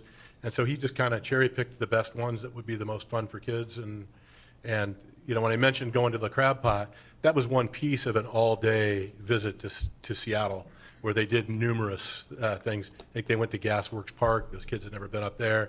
They went to the waterfront, the Great Wheel. They did a whole bunch of different things that day. Awesome. Just a couple more. David and Kevin, Okay. Kevin worked hard at it too. Just a couple more questions. With Dumas Bay, the full building buyout, I think, is very interesting. I'm glad that new things are happening down there. Crime and safety has been an issue down there. We all remember all the press we got. I've and all those- forgotten through counseling. Sorry to remind you. Has that been an issue in renting out the facility? Have people mentioned that they're concerned about the safety of their vehicles, or? I Are there don't think things it's we're been doing? extraordinarily, I mean. Let's ask Dave. Do you want to speak to it, Dave? Yeah. No, he doesn't. Would you, but- is that thanks, John. The man's dressed. I thought the counseling was for the Vikings, but that was, There's so many things, sir. Exactly. Bucket of counseling. exactly. All right, go ahead. David. It's a pretty quick answer. No, that has not been a concern to any inquiry or any group that at least I know of. Awesome. Yeah. I will also say, due to the hard work of the Parks Maintenance Department, and speaking of volunteers, the ROTC group has been out there. They've cleared the front lot quite a bit, which just helps the visibility lines. And I do believe that's helping quite a bit as well. And in regard to the safety issue, as a result of those break-ins that we had, for everybody that may not remember, or for folks watching, we had a car full of juveniles that hit, Chief, was about 70 windows over the course of one night? 69. 60, okay, all right. Thank you. Thank you for the exact number. Thank you, okay. Almost there. Exactly, it's important to be precise. And then there were, I mean, how many were at the Dumas Bay? It was over 20, right? There was about 21 cars. Okay, You're just off by one. whatever, okay, exactly. You got the average. But now, since that time, don't we have somebody out there when there's a show? Don't we haven't we hired security to be out there? During the center stage productions, Yeah. security has been hired. Thank you, George. And they are there a half hour prior to the show's start time to a half hour after its end time. So that's probably why. Okay. Yeah. All right. You know, one thing I learned from the chief several years ago was never leave anything in your car, Yeah. ever. Yeah. And we did that one time at the Rhodey Garden, and our car was broken into, so unfortunate. And then my last statement is, you said something really interesting, John. Storage goes away with value engineering. Storage is one of the first things that goes away first with value engineering. I know that we're using value engineering at the maintenance and operations building. Do we need to be worried about storage over there? Should we increase storage? I believe EJ has done a beautiful job with the consultants to make sure there's adequate storage now, just don't cut it. That's where the value engineering comes, is when the cuts come. For instance, when the community center was built, all the storage went away to maximize the usable space, but then the problem is you don't have any place to put anything. And that's a problem when you don't have storage at any facility. And it's very common in every organization. It's not a federal way thing. True. Every house too. Oh, Jason did mention that it has been reduced a bit at the Yeah, the existing, the original plan was to kind of have, each department has a storage area. Originally, they were going to be about double the size that they are now. So half of that storage space got valued engineered out of the building that we are contracted to build. Okay, thank you. Thank you very much. Yeah, it is expandable, though. We did it in such a manner that in the future, it would be easy to make the addition to the storage building to get it back to what was originally planned. Okay, thank you. All right, great. Councilor Walsh, then Councilor Mordovi. Yeah. Going back to Dumas Space Center again, you said there's about 250 days of use of it. What is the total possible days of use? Because I'd imagine that there needs to be some downtime between some events, or not. Definitely. It's a hard question to answer, Councilmember Walsh. I suppose, if we were to look at it as a whole, 365 days of use, is that a possibility? Sure. Is it feasible? Probably not. During our larger rentals, recovery is needed, and preparation for future rentals is needed. We do have a lot of overlap, and we do our best to make it work so that we can accommodate as many people as possible. 250 might have been a low ball number, but I was going off of just what I know so far, and why not shoot a little higher, right? Do you have a goal for how many days you'd like it to be used? Yeah, 364. I would like to, yes, I have a goal. I don't have it quantified in exactly that number, but my goal for the building is to have weekly business, enough to keep my staff busy and paid and fed. Yeah. Okay.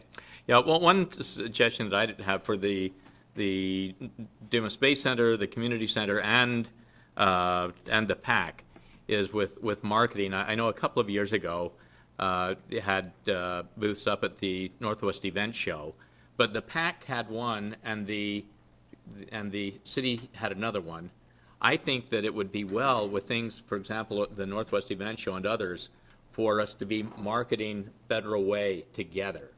Instead of having separate things, market them together. Neither one of the booths I didn't think were that effective, and I don't think you got a lot of results from them. But I mean, marketing Federal Way as a package about, hey, if you have this type of event, we have this. If you have this type, we have this. If you have this type, we have this. And I think that you'd have more bang for your buck and be able to fill more days with all three of them. So just an idea. Can I make a comment on that? Sure. Yes. So, Councilmember Walsh, that is what Parks and Economic Development has been working on for the past year. So, as we also were discussing last night about the tourism promotion strategy, so we are coordinating on that. For example, the destination sales team, that would be something that they do. They go specifically to those types of events, and they would be specifically selling Federal Way with all of the assets. So that is something that we have been coordinating on. Okay, all right, thank you. Councilmember Dovey. Yeah, just a question, and it came up on page 180 on the performing arts. And, you know, I come from the sales world, so my question is more, I look at ticketing and sales, this is a minor nit, but, you know, last year we did 334,000, the year before we did 1.3 million, and we're projecting to do 1.9 and 2.1 million. Is that, like, are we really being bullish, or is that what, because we're gonna have more shows? I mean, that seems like a great big jump, and I appreciate having a big stretch, but is that realistic? I will say a big part of that is also ticket prices are. As what? Ticket prices are just increasing Yeah, but quite a lot. that much? And like I 400%? said, I am really going after those, starting to go after those higher capacity shows. So we're basically, the goal is to double ticket attendance. That should double technically those ticket prices, or that ticket revenue. Of course, that's not gonna be every single one, but I want to move to way more than 17 sold out shows in, 3 years. I'd like to do 5, 6, 7, 10 a year. Okay. Well, I mean, I applaud the optimistic and, hey, we're gonna go do this, but I don't know, it seems pretty bullish. So, that's all I wanted to know. Thank you. All right, thank you. All right, Councilmember Honda. On ticket sales going, thank you. You just said ticket sales, the prices are going up? Yes. One of the concerns I've heard from folks throughout Federal Way over the years is the cost of tickets at the Performing Arts Center. And, we built it so that people could use the facility here and not have to go to Seattle or Tacoma. And I hope that ticket sales go up enough where people are reimbursed for their performances, but not where people locally can't see what's happening there. Absolutely. There's would love to go into it more in depth sometime. There's, in the performing world overall, artists receive something called a guarantee for every one of their performances.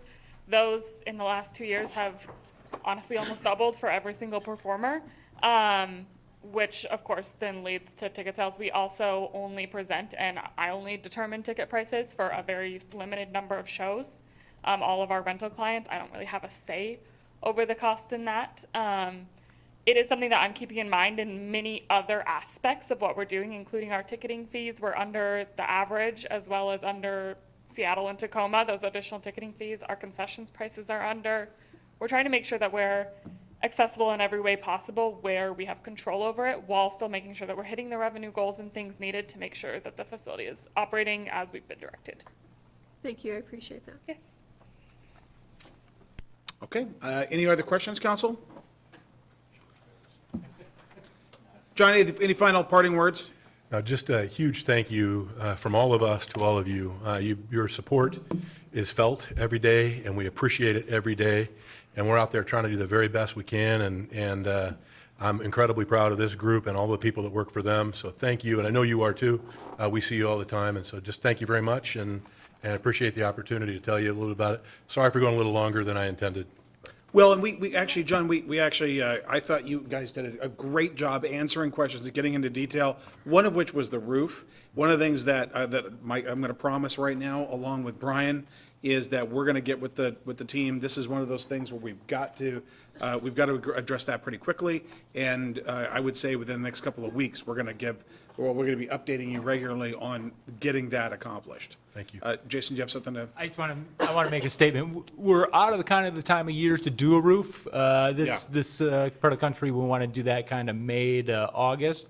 And so our goal is to have a full-fledged plan in place so that we can hit the ground running when roofing season returns. But the primary thing right now is to make sure that there's safety measures up there to where we can get up there, especially during the inclement weather. Correct. So there's urgency. There's some hand-in-hand stuff there. Yeah. Very good. I just wanted to let you know that there's a sense of urgency on the administration's part to get that addressed, especially as we head into the wet season.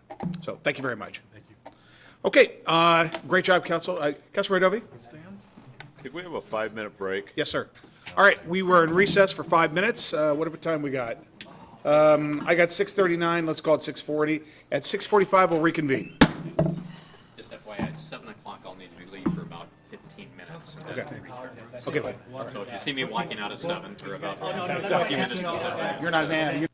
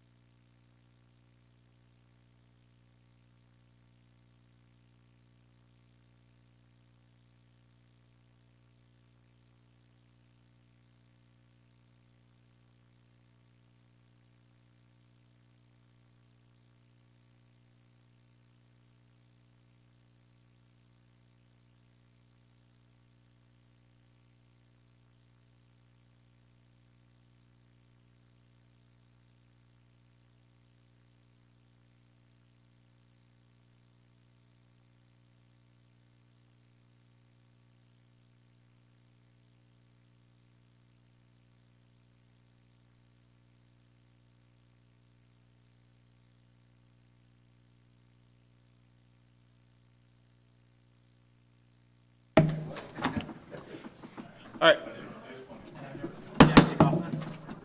What's that? Did he take off? Not yet. Oh, I didn't see him over there. Yeah. He's got to leave at 7, in about 15. Okay. Maybe we'll get through Clark. All right. Ding, ding, ding. Gentlemen.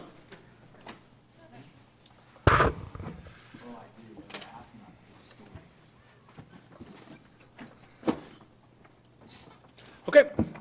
I've got Brian Davis here. Brian? Okay. Floor is yours. Thank you, Mayor, council members, good evening. I'm going to be going through the rest of the departments. We're about 3/4 of the way through the budget, and this is the last quarter, representing these 9 departments or so.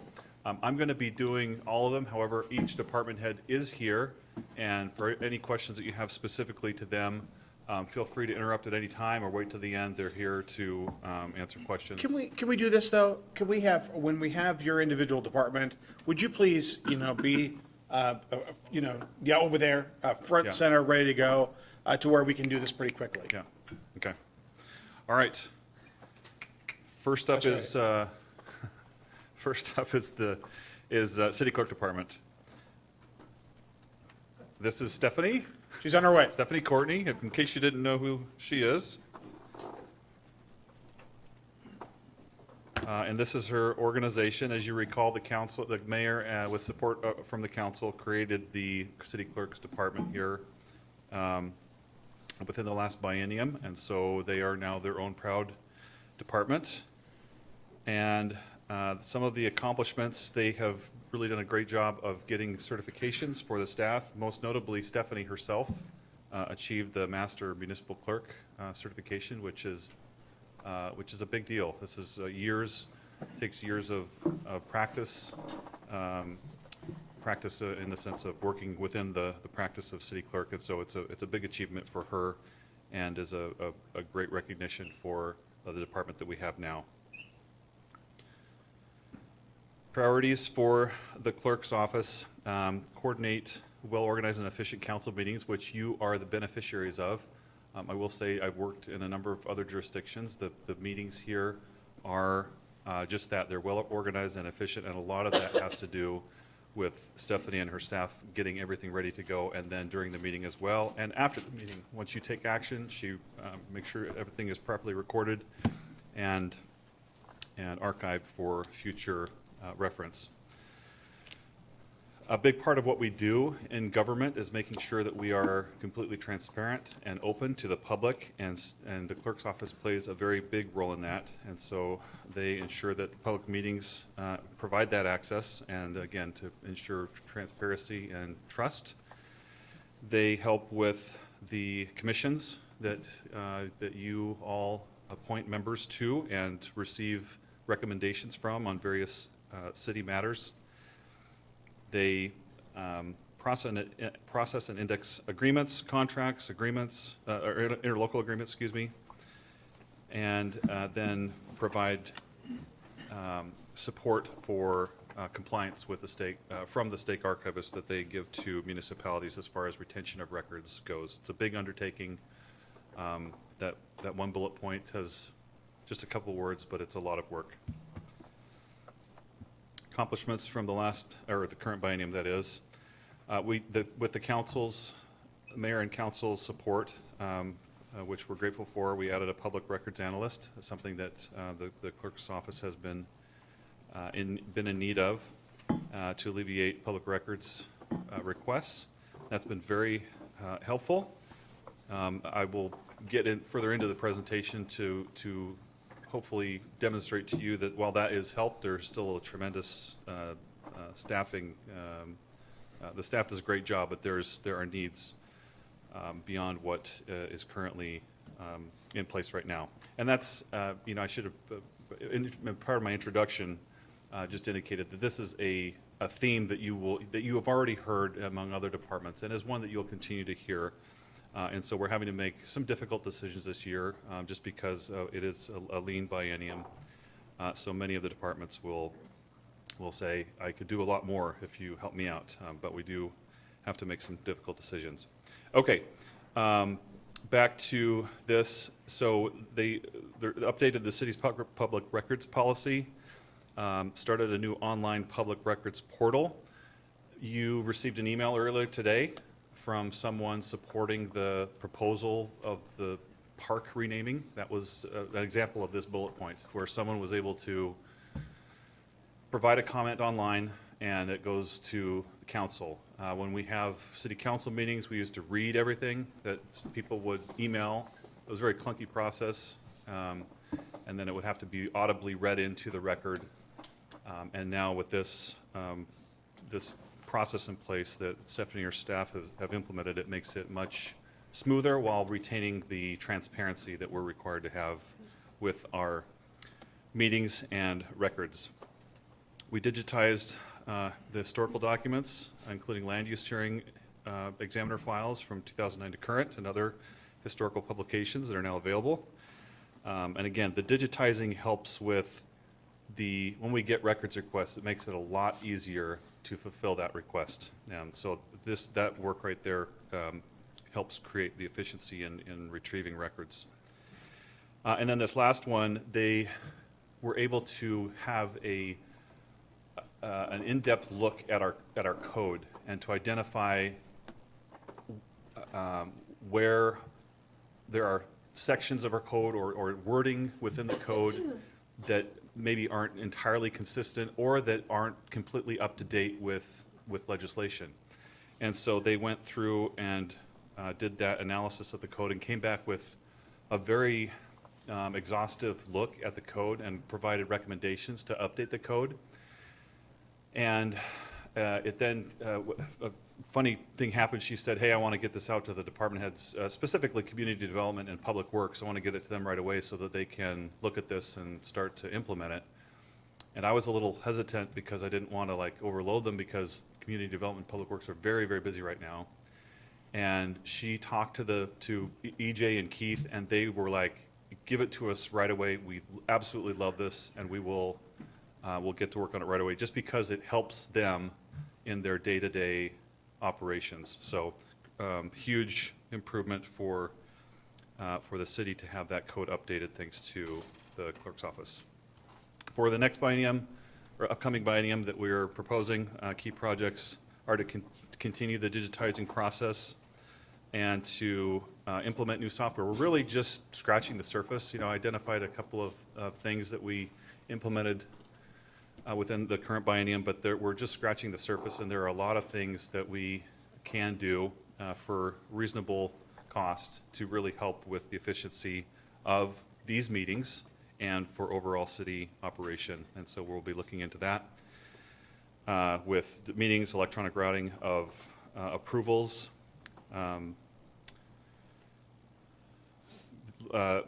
implementing guidelines for the scan and toss program that helps get rid of the hard records that we have once they're digitized. Depending on what, the type of document that is digitized, we can then toss the hard copy. Continue support with the commissions and manage and respond to public records requests in a timely manner within state requirements, and provide ongoing assistance and training to the staff regarding Public Records Act and open public meetings. This is a very important training that the staff provides, the clerk's office staff provides to the rest of city staff, so that we make sure, again, that the public has access to its government and what is going on. Expenditures proposed for the biennium. What the costs that are going up are in the election costs. These continue to go up. We made a big increase in the last biennium, and we're going to increase it again just because costs are going up, as well as professional services for hearing examiner services. We're emphasizing more code compliance issues. We're trying to really carry the code compliance process all the way through, and when they don't come through, that often involves appeals and hearing examiner services, and so we are proposing an increase to that. I hope that you will take the time to digest this slide. This is a lot of very good information regarding the true cost. I shouldn't even say true cost, but it gives you a glimpse into what the cost would look like for public records requests that we receive from the city. And really to emphasize, I'd point you to the red number at the bottom. Either year is fine. Let's just do 2023 since it's most recent. So 564,661, that's the total estimated cost for managing and retaining records. So when we that means we got to hold the record for retention, and then when we get a request to look at it, we have to do the work to retrieve it and then provide it to them. And the total taxpayer per cost, average taxpayer cost per request is almost $700. And we have to balance the cost of doing that versus the accessibility that we're required to give to the customer, because we can't charge them $681 on average for a public records request. That would be, in many cases, prohibitive to get access to a public record. So we do need to, unfortunately, bear the cost of that. But this gives you a glimpse of some of the burden that the clerk's office has in, again, retaining the records and then retrieving them for the public's access to it.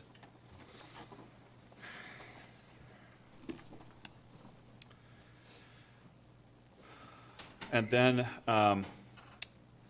there are, again, going with the requests, and we'll highlight, again, this is very good information, and I invite you to read it at length, but something to really take note of here is emails.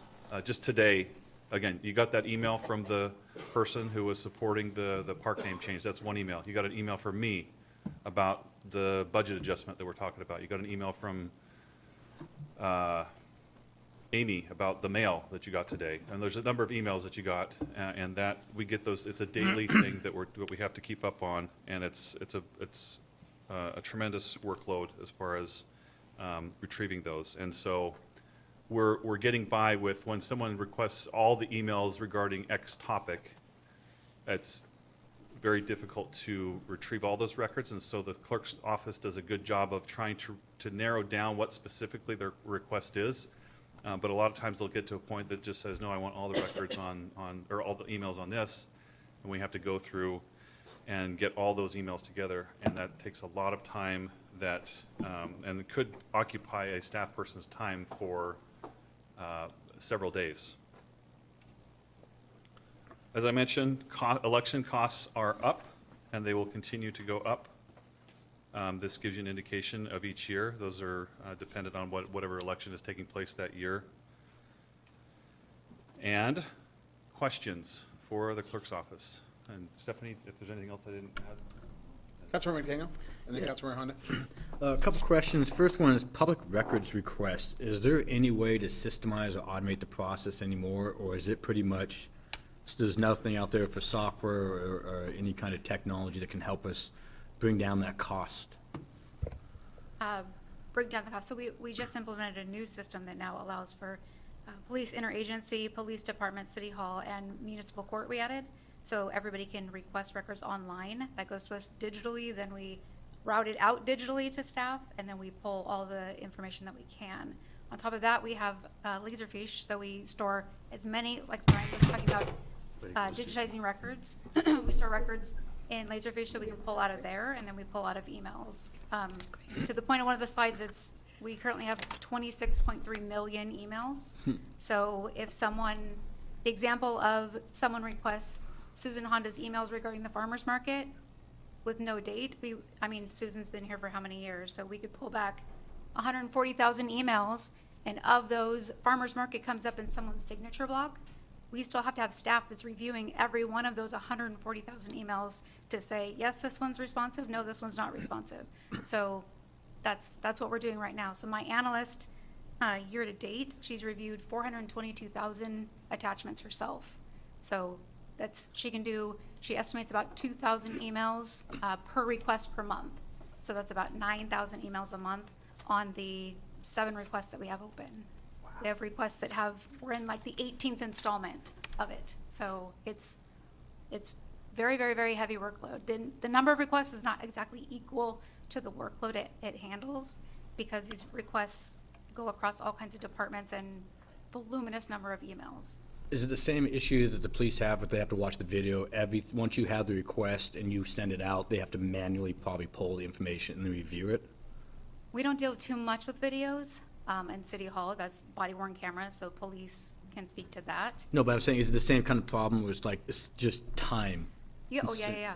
Okay. I mean, we have to review it for responsiveness. So we can do it as best we can. We put in search terms that are as close as we can get. But if we still get a hit of 300,000 emails, that's what we're looking for.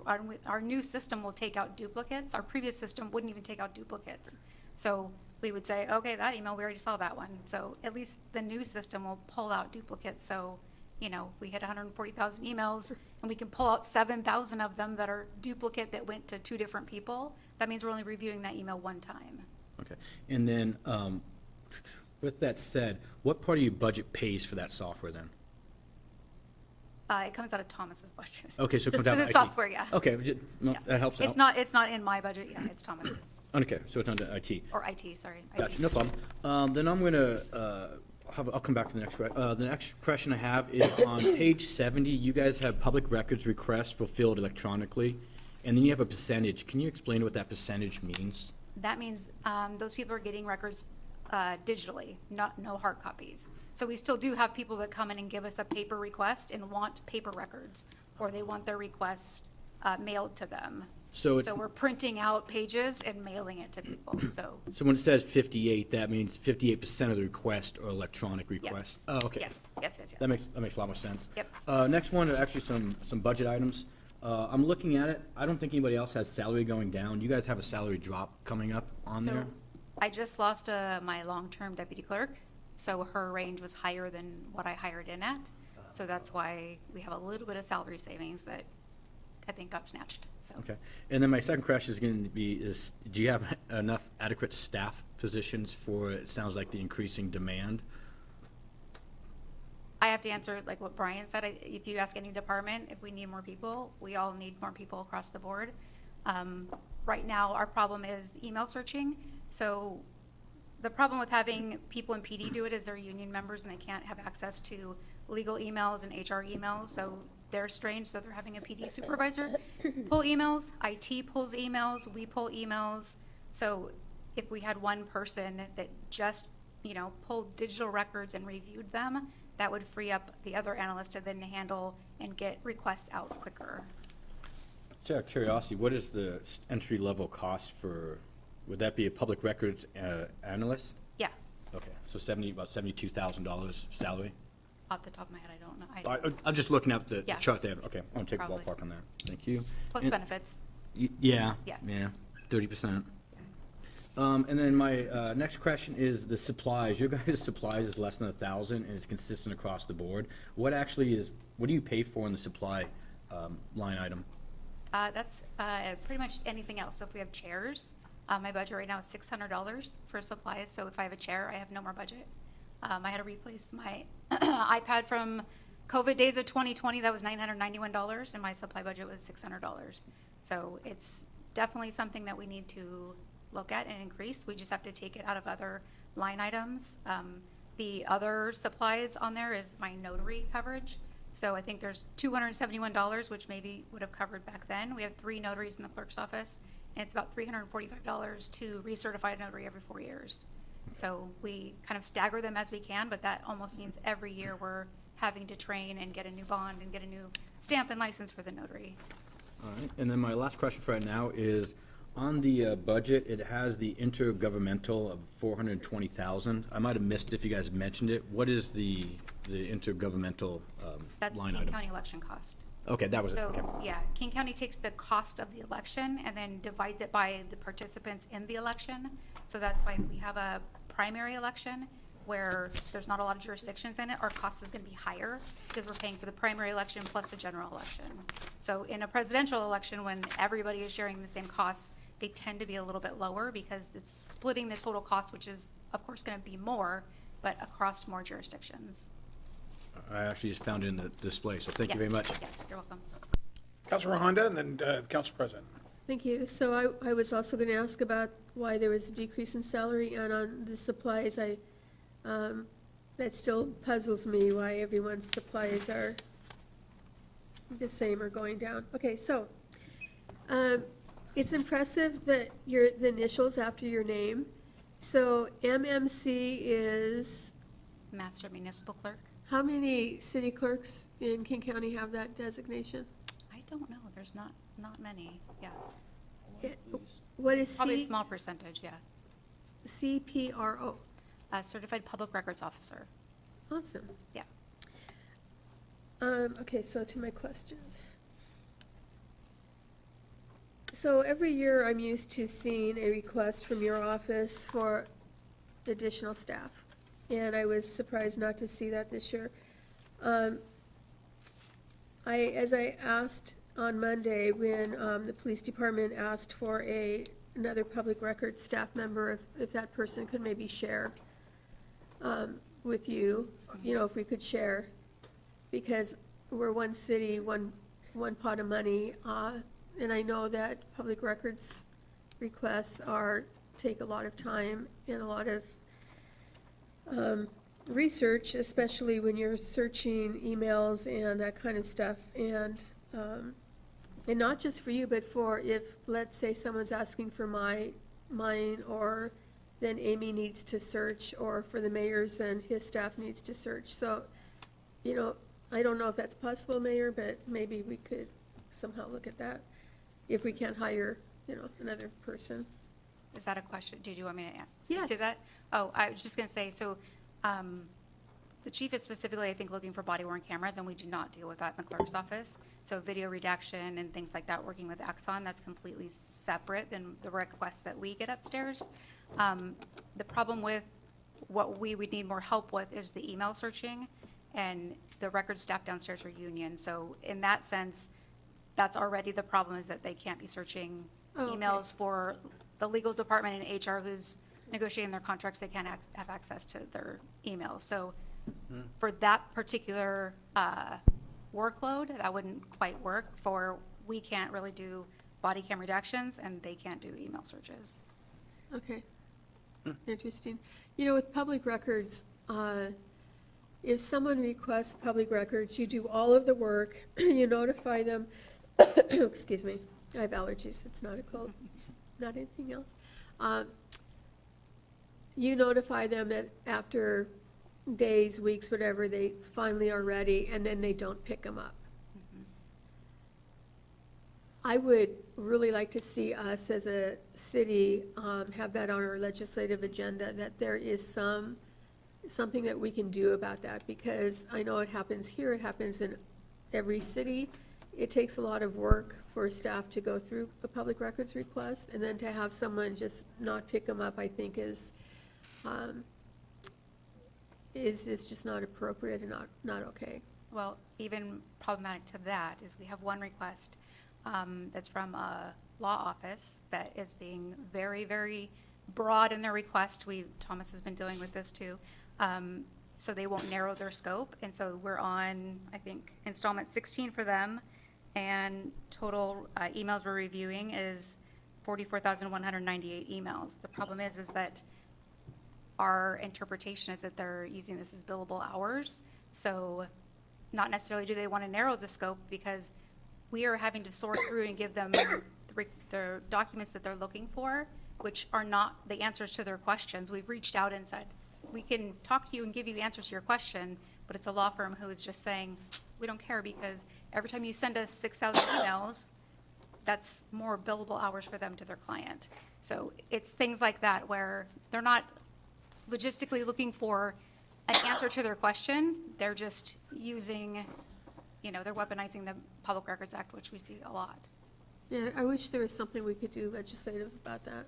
And the problem is if it's electronic records, we can't necessarily charge for them.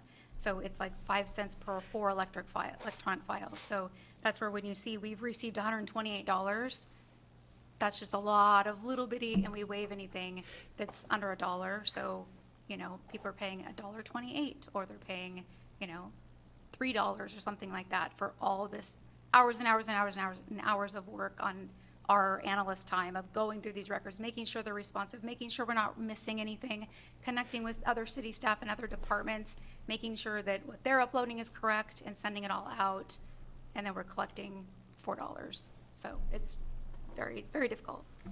Well, I appreciate you guys doing that. I remember the IRG Warehouser days back when it first started. And you even set up something where everyone could go online and read the responses, so maybe they wouldn't ask for the same thing. Yeah. I don't know if that worked, but I remember those days. I think that's all I have, but I do appreciate you and your staff. I appreciate the changes I've seen over the years, and I think they're just, they get better all the time, and thank you very much. You're welcome. All right, Council President Coach Moore. Thank you, Stephanie. Didn't we used to charge so much per page? We did, but that's printed copy. So if we actually do have hard copies, like Councilmember McDaniel, I was explaining, some people do want paper copies. We can charge 10 cents per page, but that's only if it's paper record. So if it's already electronic, we can't charge that. So why can't we charge for electronic copies? I mean, literally for the hours of work. Because it's in the RCW. So RCW 4256 says you can't charge staff time. Well, it seems to me that's something we should be talking to our legislators about. Absolutely, yeah. Okay. That's what I said. Mayor? Yep. Topic. All right, Thank you. thank you. Councilor Adobe. This is kind of not, there's a question. Do we have many frequent flyers that are asking for records? I mean, the same people over and over and over again, or is it just a wide, diverse? It's usually a wide, diverse people. For the most part, people are using it to get, building plans or things like that. It's not everybody who's weaponizing, trying to see what their neighbor's doing, but we do have that as well. So we have competing neighbors. They see the city van out, so then they put a records request in for what was going on there. Or we have people who, we have a couple people who in their head have a vision of what's going on at the city, so they keep putting records requests in, trying to get the information that they think is there. So, and then we have law firms and, all kinds of stuff. So, yeah. Thank you. Yep. Okay, any further questions? All right, thank you, Stephanie. Yep. And we sure appreciate all your work. Okay, Brian. All right, next we have the city council.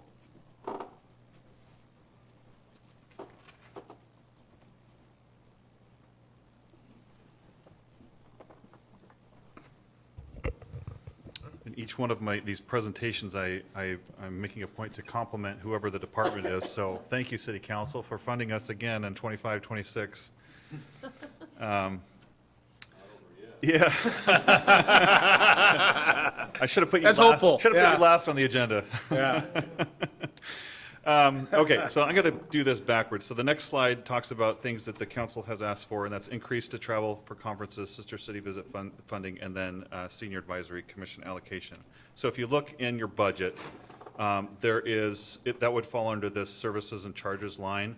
If you notice, there is no increase between years, and so I do want to correct that now, that we are adding 10,000 to this services and charges line for additional travel and conferences. And let me just say, Yeah. if council is short, we'll move it from the mayor's, but, if council wants to go on travel and it's important and you guys think it is, we'll take care of that, just like we always have. Yeah. We're planning on that. Exactly, I exactly. don't think we've ever not funded a Correct. request, but we're just trying to take care of as much of it now as we can. The 15,000 for the senior commission, that is currently not in the budget. and Brian, so if Brian, hold on just for a sorry. second. I just have a kind of a question about travel and things like that. Yeah, I mean, isn't there a cap on it shouldn't be just, hey, we want to go to a thing and you can go. I mean, there should be kind of like a yeah, per it's council member, whatever that is, if there's certain things instead of if you want to go, you go. I mean, I think I don't know what the rules are, but it seems like. Yeah, we follow real common Yeah, sense. okay. I mean, many of us went to National League of Cities last year. Right. We've got a conference this November, so I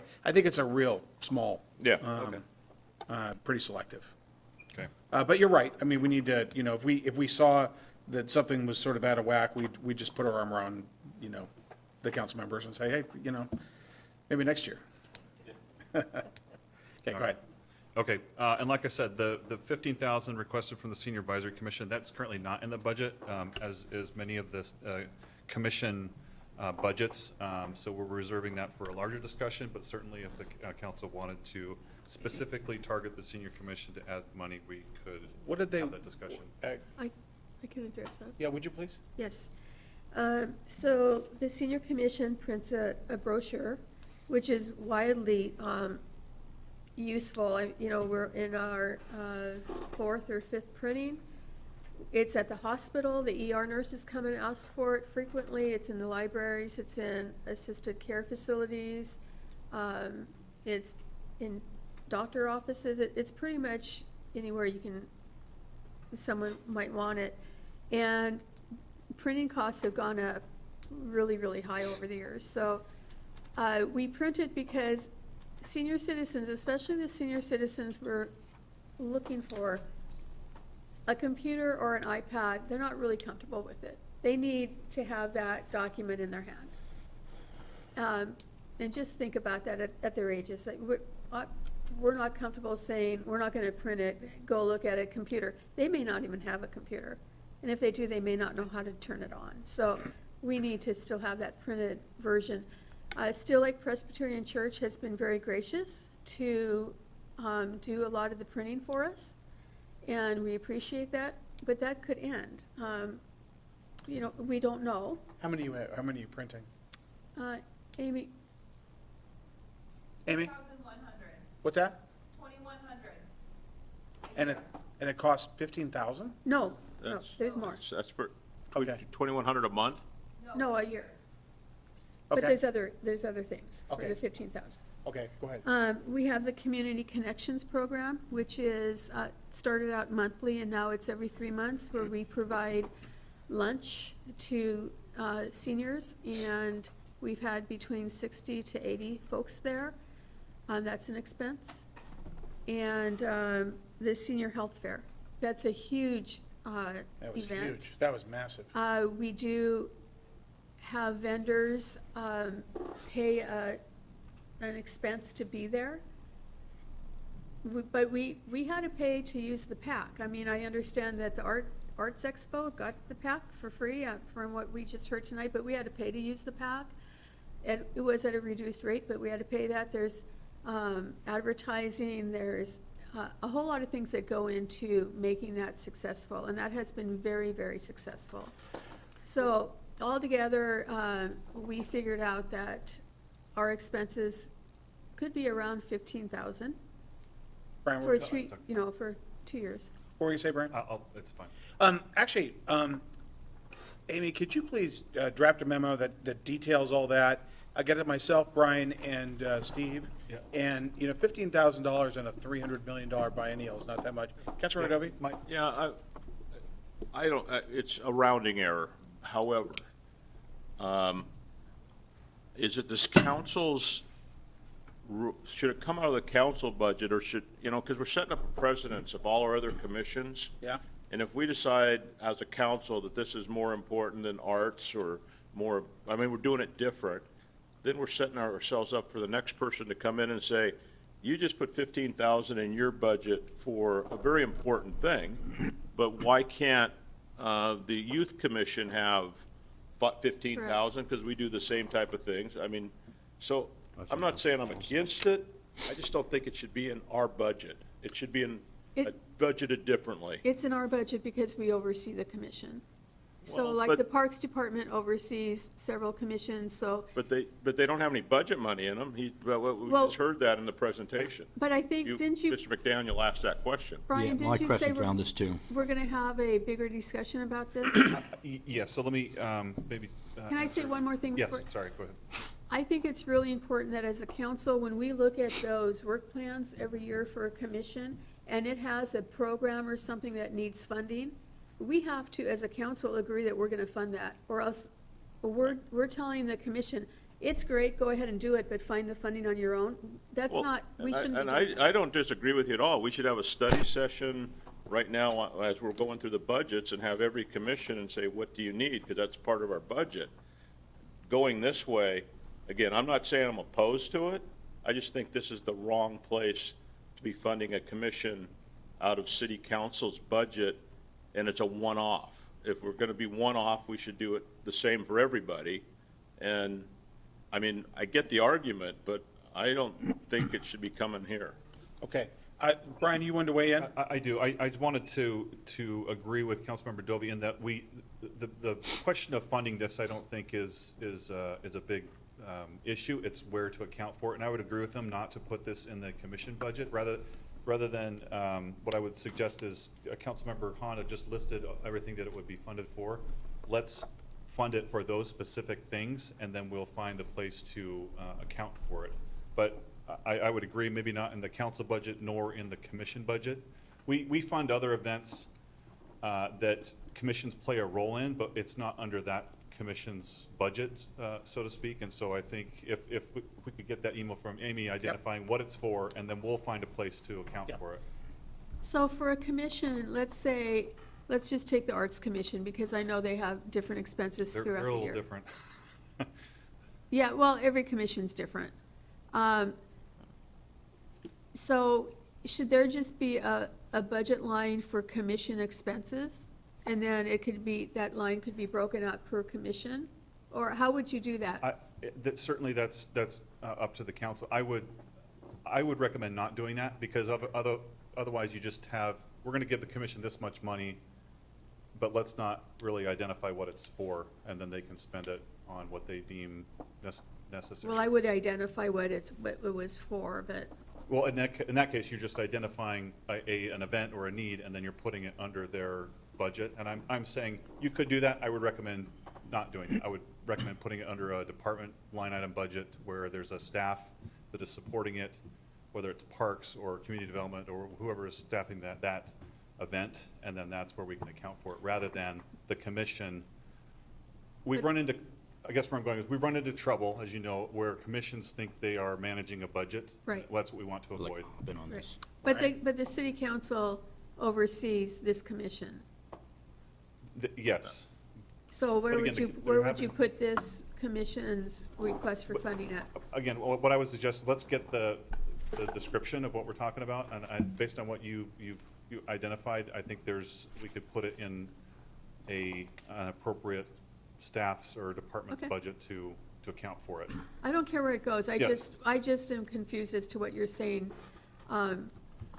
Because the council is responsible for the senior commission. Yeah, so, I mean, you mentioned, I think, 4 things. There was a mailing and then 3 events or so, roughly. The brochure, the community connection, senior health fair, and we're starting a reading program. Yeah. But I don't know what costs will be associated with that. So what I would say is, I think we're all in agreement that we could fund these. That's not the issue. It's just how to account for it. And if you're okay, why don't you let us Okay. take a first stab at it where we can think is the best place for it. I'm fine with that. Again, I think you and I agree also that there've just been issues with commissions thinking that they're managing a budget that they don't have. I just want to make sure that as a council, because I served on 2 commissions before I was on council, and it was, the council would pass our work plans, and then we would struggle to find the money to create and do some of the things on the work plan. And I hear that from commissions now, and I just think if we pass a work plan, it needs some funding for something on that work plan, and as a council, we need to agree that we will fund that item. Yeah. But I wherever you put it is fine. Yeah, and I apologize for interrupting you about the Arts Commission, but the council has taken specific action for the Arts Commission specifically, and so I apologize for interrupting, saying that they're different, but the council has singled them out. Every commission is different and does different things, so.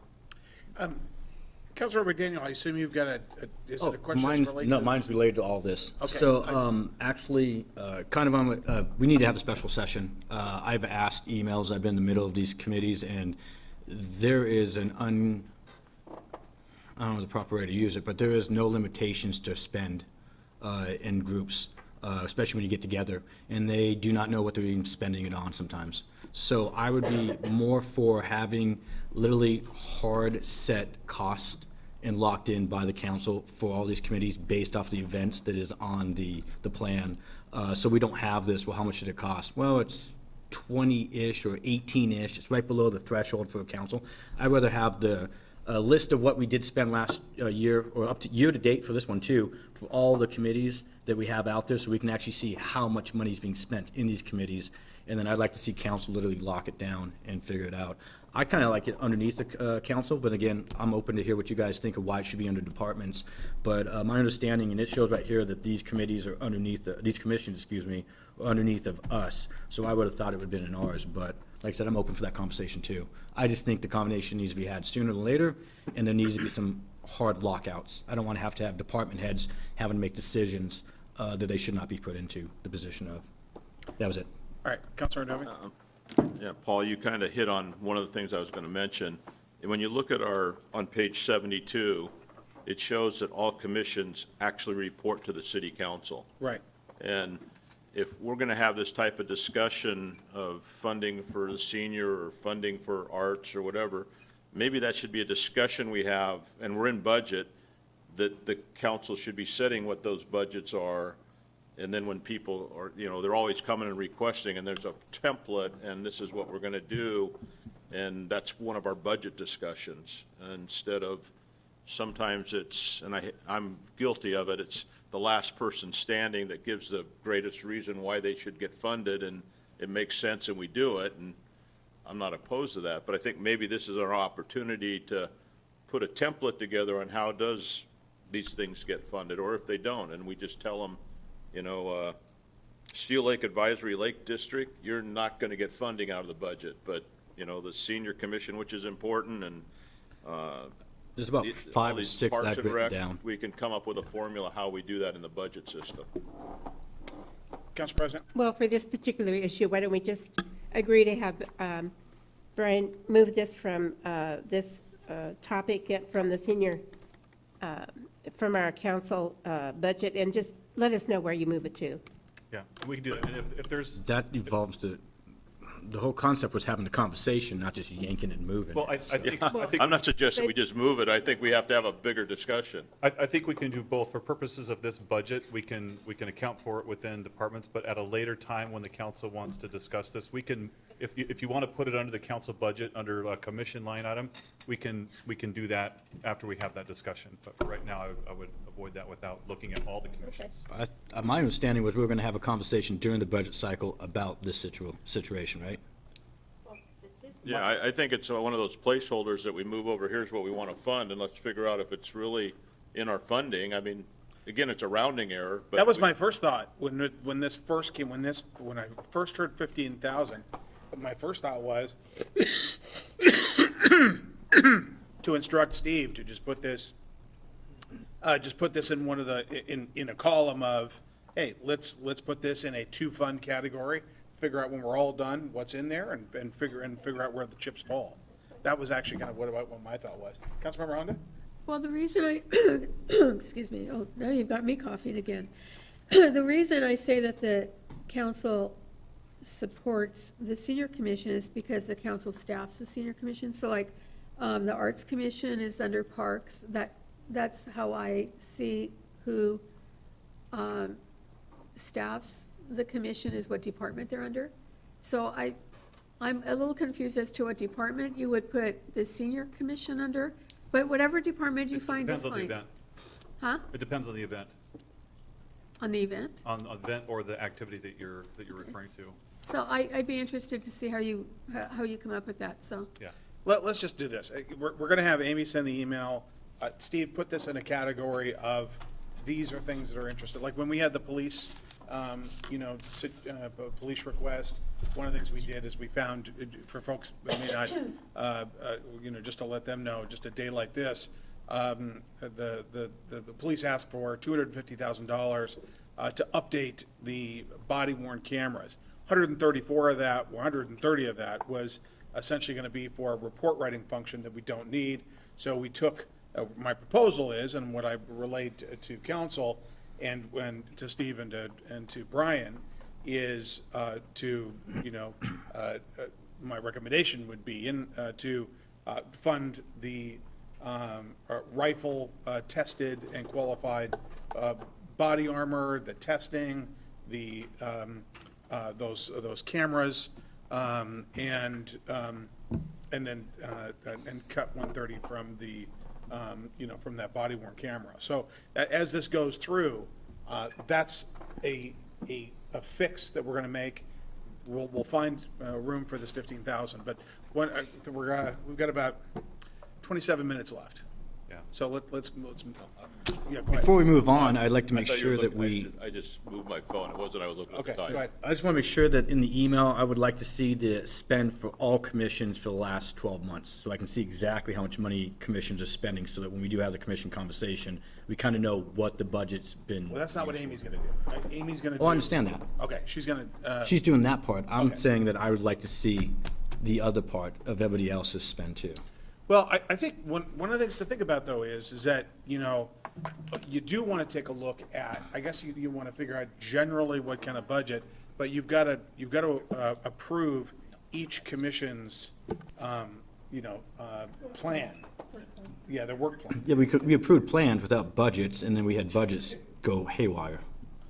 Well, we have, we have adjustments and we've got, usually, how do we I count? think we're, in my opinion, I think we have two issues going on. One is the budget, one is commission work plan funding. correct. And the commission work plan funding is what we're talking about right now, and we need to focus on the budget. We'll fund this, we'll find a way to do it, but I think we're talking about one commission here, and we've had no discussion about any other commission or request from any other commission or. Which is why I'm asking for the data on the other commissions. I understand, but I think that's a discussion that we can do after we get the budget adopted and then coordinate the commission, because the work plans are not going to be presented until November, December timeframe from the commissions. But I think actually now to just push back a little bit is, we're doing the budget now, so wouldn't that necessitate a budget amendment after Yes. we do the budget? Okay. Yes, exactly. Could I maybe suggest another way to do that? Yeah, If, as a council, we want to fund these organizations, we could go through the budget and get the numbers, what we've been funding them in the past, and put it in as a number for commissions. Because you said we're not going to fund or do anything until November, and then we have a pot to work from. Arts always comes back, I don't know, we give them 40,000 or 200,000, whatever the number is, and then we can decide what the way to do it. You put it into a placeholder, not earmarked for this. Which we kind of have in place already based on what we've done. To Councilmember McDaniel's point, we have an idea of what we've done in the past, and those are captured. But if we're adding to it like this, that's where we need to coordinate better. okay. Councilor Walsh? Yeah, I was just going to say that I think that we need to figure out which commissions really need a budget also, because some commissions, the planning commission doesn't need a budget. I mean, they are advising the council on how to do other things. The Human Services Commission doesn't need a budget. They're advising us on how to spend a whole lot of money, but they're not needing a budget themselves. I mean, there's just a few, the Arts Commission, the Senior Commission. Diversity. The Diversity There's five. Commission, and probably the Youth Commission. There's five that need a budget to, yeah. Yeah. Because like North Lake Management and Steel Lake Management, the money they spend is money that they get from the people who live on the lake. Exactly. So I mean, most of the commissions, or a lot of the commissions, really, budget isn't a question. We just need to identify which ones the budget is Out a of 13 question. commissions, 5 would need this. Okay. So, Yeah. Go ahead, Brian. Yeah, so I said budget amendment is an easy fix, especially when we're talking about this amount. So that's why I'm saying it's easily done once we get the work plans. So- Somehow I think that, we'll circle back I on mean, this issue. we've been talking for half an hour about this for $15,000, and if we get all the commissions together, we're going to be, I think it's a good conversation to have, I think this brings up the example of getting our arms around the commission issue. Anyway, go ahead, let's move that's on. all. Okay, any more questions on the council's budget? Council, any other questions on your budget? I Councilor just have Dovey? one other question. Yeah. On the additions, it said sister city travel, and no, it's not in there, and I'm assuming it's not in the budget, so. That'll be part of the additional, the 10,000 that we'll add for Okay. travel. Well, it'd be nice to know what the number and what we're thinking, because, anyway, thank you. Yeah. If, on the last Sister City trip, we had a special meeting to come up with the funds, because it was an unusual amount for a budget to take on, and so we specifically allocated funding with the council's approval that was previously not budgeted. Okay, ready to move on to community development? Right, yes. Or actually, I have a a suggestion? Yeah. Maybe community development might take more than 25 minutes? Is there, unless the council wants to start that, is there a different department that would take less time? Emergency. Where is he? We either, actually, let's, I might eat my words. I don't think it'll take that long for Really? community development, yeah. We might. all right, let's just plot through. It's on there. It's in order. Let's go. Okay, this is the mission and vision. You guys can read that. I won't take time to do that. Here's the organizational chart, 31 FTE. Keith is the director. And accomplishments for the previous years and then upcoming years. I'll point you to these two columns right here. We're forecasting, it's always difficult to forecast the number of permit applications and the revenue that we would expect from that. So we're assuming the same for both years. You'll notice that this is a $2 million increase from the previous year. We expect to receive, it's the same amount of permits, but we're expecting that the type of permits that we're getting the second year will be bigger. TC3 and other developments will come through, and so we're forecasting greater revenue for 2026, even though the expected permit volume is the same. This is some statistics for various customer contacts that CD has. This is very helpful in helping us, I keep saying us, it's the community development blood will never leave me. Yes, yeah. This has been very helpful to identify where to allocate resources to serve the public better. The budget summary, this shows you where they've been and where we're projected to go. It's down a little bit because we did have some grants helping us get through the comprehensive plan process, and so that's why there's a little bit of decrease. We've also had some turnover at the manager positions with Scott Sproul's retirement, Sarah Bridgeford leaving, so there was some savings from the turnover there. That's it. Wow. Councilor Dovey? I just have one question. With TC3 coming on, which is going to be a lot of building, when it comes on, are we going to be able to do it with the amount of people we have, or is that going to be like a sound transit project where you have somebody dedicated where maybe we need more people? So I'm going to answer that a couple ways. So permitting wise, something like TC3 or if the Commons comes in with a new building of some kind, from a land use standpoint, that's where we have the planning staff do most of that review. And then from the building standpoint, we have different staff. From a building perspective, those buildings will be complicated buildings. It is most likely, given the current staffing we have in the building division, that we will send those building plans out to our consultant. So we have an on-call consultant right now for building services, and anything that has significant structural review associated with it, like those buildings will have, we'll send that out. From a planning perspective, and you're going to hear this at Land Use and Transportation and when we can possibly get to some code amendments, planning staff is pretty tapped right now, given all the ordinances that are required by statute to get done by next year, as well as the development agreements. We got 3 development agreements going. What I would tell you right now is we would try to do that in-house. And we know what a priority it is to get, Trent's project up and running. There's a ton of sales tax revenue for construction, and plus getting our downtown up and running is a high priority. So we will do our best. If the time comes when we need assistance, we might look for a consultant to help us out with that, but we'll try and do it with staff we have. All right, Council, any other, Councilor McDaniel and then Councilor Honda? Yeah, a couple questions about the budget.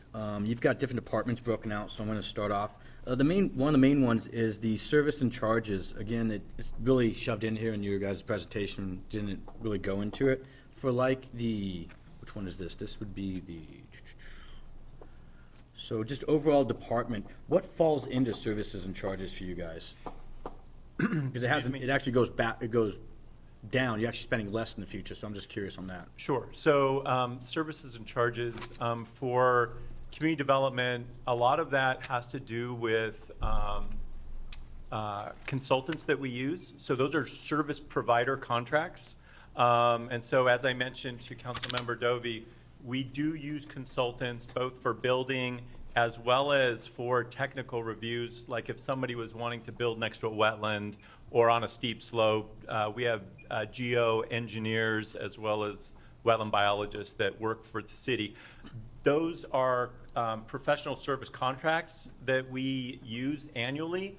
And depending on how many times we send stuff out to a third party for review, the cost for that is going up and down. So that's a moving target based on demand. It's demand based. Is this what you talked about beforehand with the engineering where we subbed out somebody, we were like, that's an expensive hourly rate, but you were like, dude, long-term, it's a lot cheaper than having an employee? Yes. Okay. And then also for community service, community services division, the services part of that is part of the kind of the human services grants that we give out. So there's amounts of money in there that goes that fluctuates kind of year to year for that. So it does depend on the division within my department, but that's where really what my department has is salaries, and then it has things like grants and professional service contracts that we execute, and those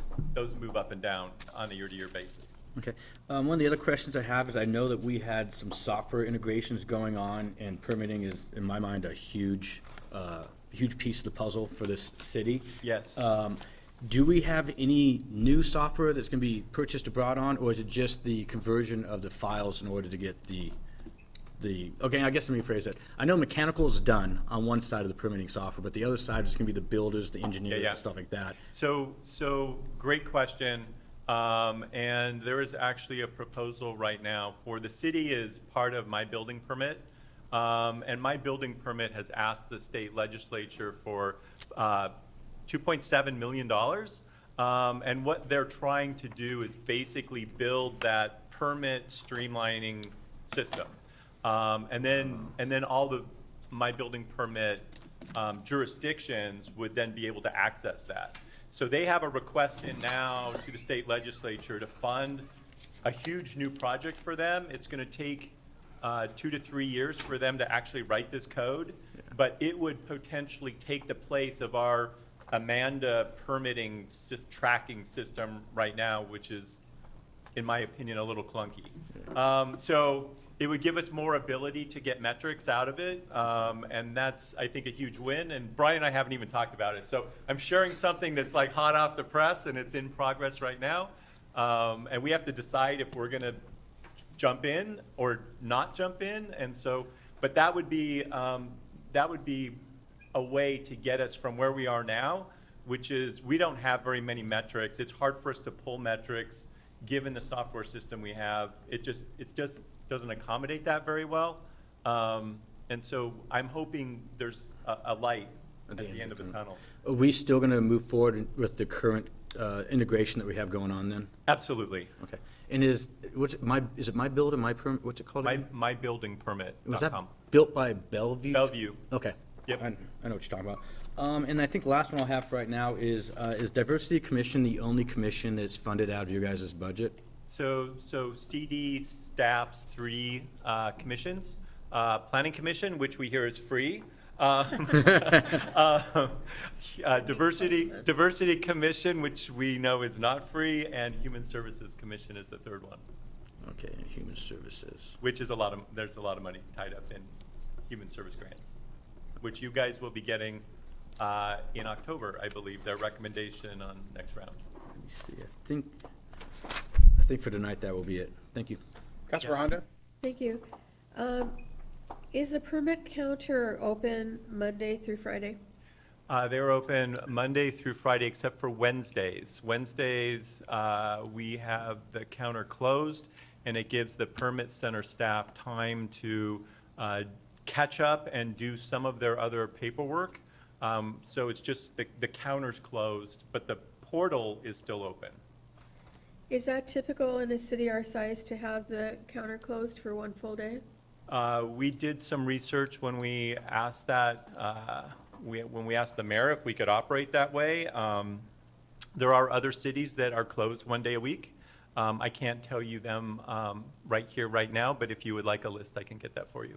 Oh, I would, when you have time. Sure. And is City Hall open till 5 PM? If there's Yes. not a meeting after, you know, so I've heard that the permit counter closes at 4:30 Or 4. or 4? I think it's 4. I think it's 9 to 4. Why is that? Why is it, because I've had a couple of people tell me that they came in, and it was closed even though City Hall was open. And it was the only time that they could get here, and so, there was concern. So, you know, part of it is just staffing, and part of it is the amount of work that is needed to be done, that having some downtime where there's not customers at the counter is really important. Right now, we run about a 2-day lag. So when somebody, like you want to get a permit for a deck, you have to request an upload link, because everything's done digitally. So you request an upload link, you then get sent an upload link from the permit center. You then load your PDF plans into that upload link and you send it back in. And then they have to actually take that PDF, pull it down, take a look at what's there, and then route it to the right staff members. So there's quite a bit of time involved in the process where they need to not be responding to people at the counter. So we've tried to balance efficiency, and having it actually not run from 8 to 5 allows us to be more efficient and try to keep to the 2-day target that we have for the amount of time it takes you to get through the gate, so to speak. Because right now, it's 2 days just to get through the gate. Okay, page 84, the number of building permits issued in 25 and 26 are 3,500. The valuation, 25 is 100 million, 300 million for 26, and 4 million in permit fees collected in 25, and 6 million in 26. How do you get to those numbers? How do you get to the Do you know if- assessed valuation? Or I'm sorry, because it took me a time to get to page 84, so. So if you look at workload measures, it has total number of building permits issued. Yes. Valuation of issued building permits. Yes. And permit fees collected. Yes. How do you get to the numbers that you get to? Are you expecting more development in 25 and 26 that will bring in more Yes. permit fees? Yes, so both the valuation and the fees are in the building code. So it tells you, so every jurisdiction actually does this the same way. And you charge both a building permit fee and a plan review fee.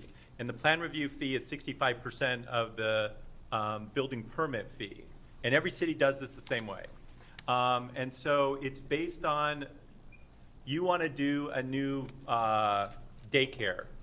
Your architect has to provide the valuation of that building, and let's say it's $1 million building. The building code is going to then tell us what the fees are that we charge and the plan review fees for that building.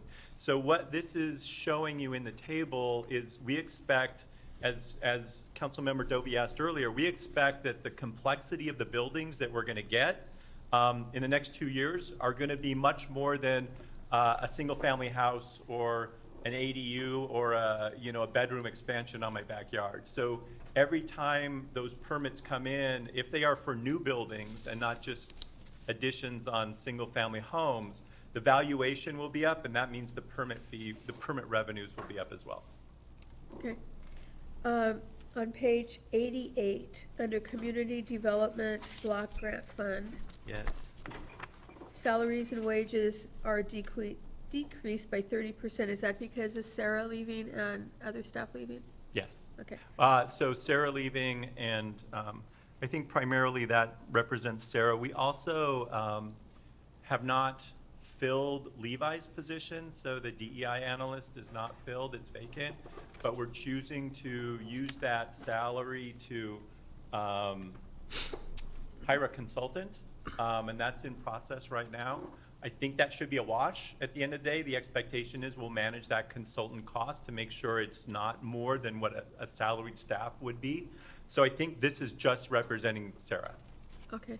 And besides that position, are you fully staffed? No. I have one vacancy and one soon-to-be vacancy. So right now, our building official retired, and that represents a salary savings in building. We promoted our plans examiner to building official. And so his chair, the plans examiner chair, is empty, and that's a really hard position to fill.